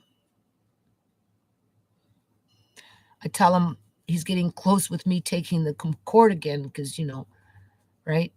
He gets so absorbed with it when he's in the zone. And anyway, after the bickering, I asked him, why do you do that, Andre? I don't know, Nana. I said, well, you need to figure it out. I said, I know, I really try and talk to you like a little adult here now, right? And, I need your cooperation.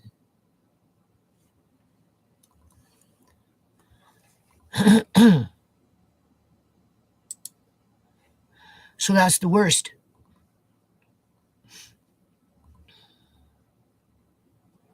Right?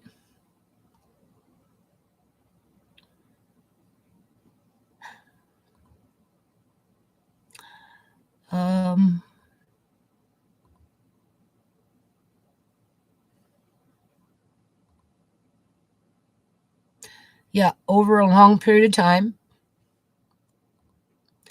he's already been deemed guilty. I'm expected to monitor him as if he had an ankle monitor on him because he's the one that's the problem in the community when that's not true.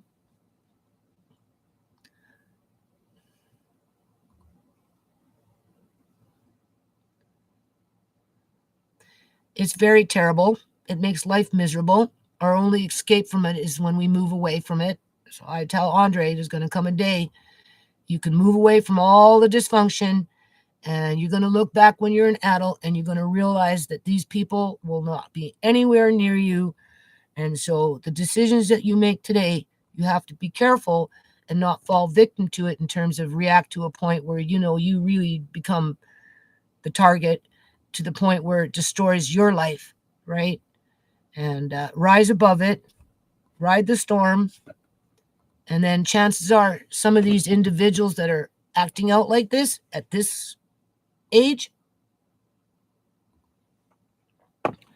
may very well be alcoholics when they're older, may very well be in relationships with domestic violence, may very well be addicts to one degree or another, may very well be anything versus responsible, respectful, honest, trustworthy, dependable.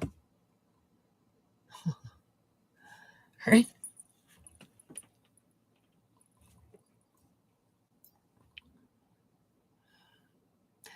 Andre's not quite there yet. That's a part of growing up. You have to decide what you want to be, right? But he's not far from it, though. That's for sure. If you were to compare him to other kids who may or may not read and write better than Andre, but just because you can't read and write as well as somebody else doesn't mean that you are lacking in character, intelligence, yada yada. It's like you got to be driving the Mercedes versus the Toyota in order to be important, when that's not necessarily true.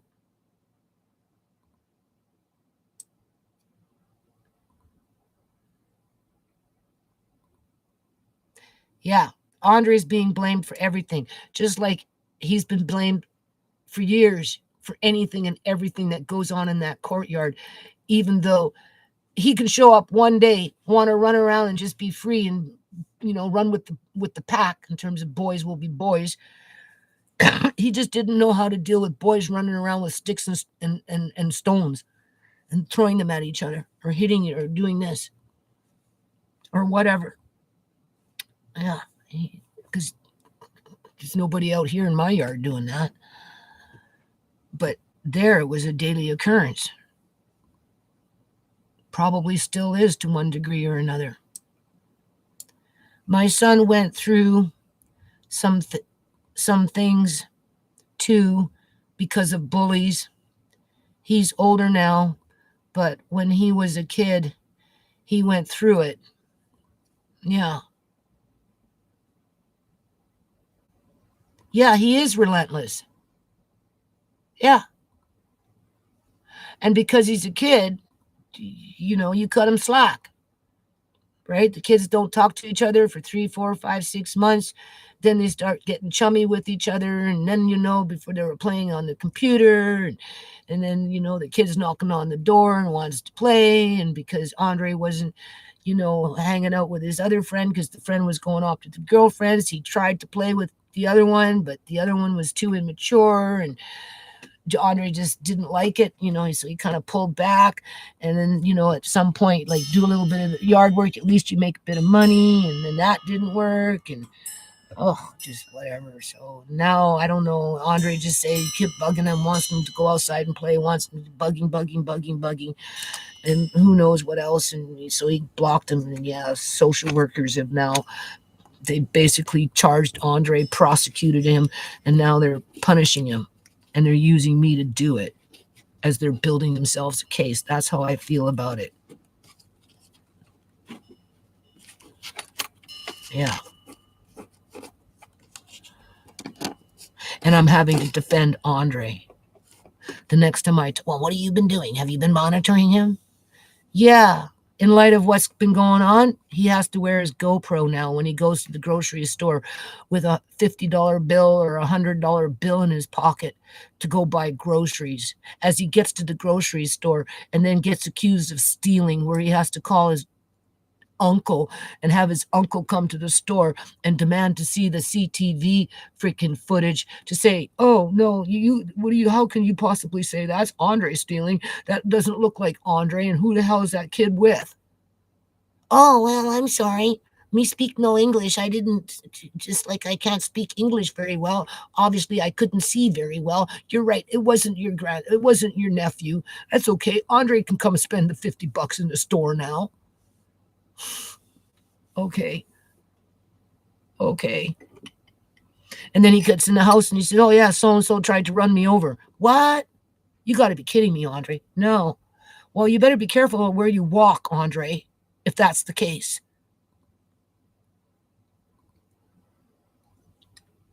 And yeah, I did think about calling the cops on that crap.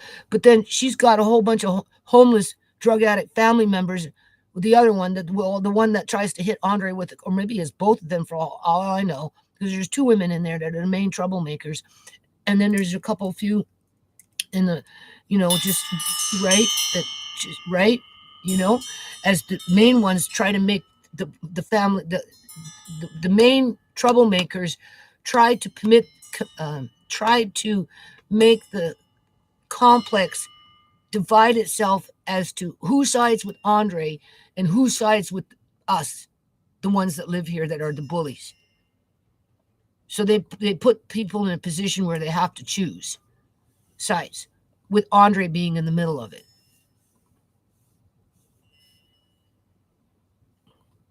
That was a different day. There was a big issue going on out there. They don't even want him walking down the bloody road, for crying out loud.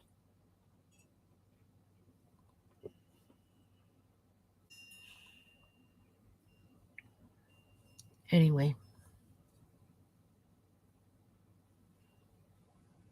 So yeah, that woman is accusing the other kid now of burning that other her kid's leg. So which one was it? Andre, or was it the other kid? And if you're accusing the other kid, did you call social services on that parent too?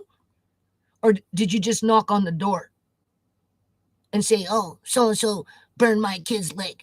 Da, da, da, da, da. Where that mother is now saying, listen, you're not allowed to play out there no more if that kid is out there, because she getting fed up with it too, right? So now the kid is stuck inside. for the most part, because even if he goes outside and that other kid knows that they're outside, he's out there like a dirty shirt following them around. And if they don't want to play with them, oh, boo hoo hoo, and it becomes a problem. So the other kids, just like Andre's friend, is just not allowed to be in the courtyard no more if that kid shows up or is outside.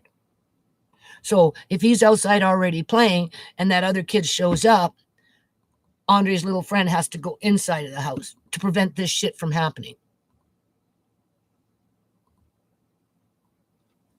And this fire thing was supposed to be happening like a couple of weeks ago or something. So that's what the social worker told me. I don't know. I don't know.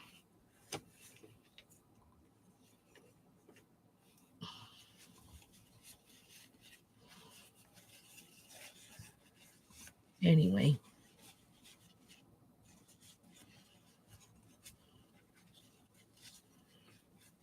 So that's it. So what was the title of this video? I wasn't going to say anything. Social workers trying to build a case. Wouldn't you consider that? I'd consider it that way. I'm asking for a link so that I can get my files, and she's not providing it. Why? Why are you not providing the link so I can get my files? I go to the eye doctor in and around the time they show up, and my eyes get 1,000 times worse instantly. Instantly. And they don't recover. Why?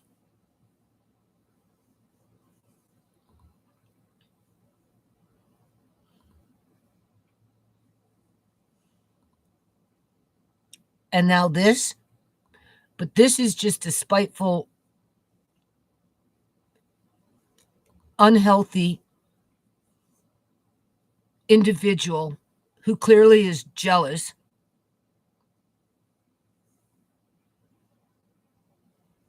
and maybe feels like she's protecting her son, and that's the only way she knows how.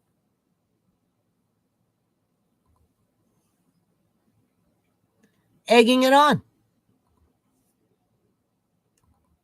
But it's like I told that social worker, we're not doing anything wrong. I keep having to say that. We're not doing anything wrong. Andre's not doing anything wrong. I'm not doing anything wrong. How many times do we have to say it?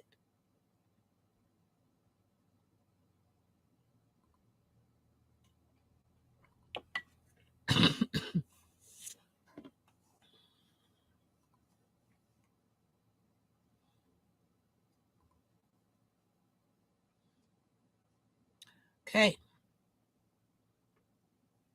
That's it.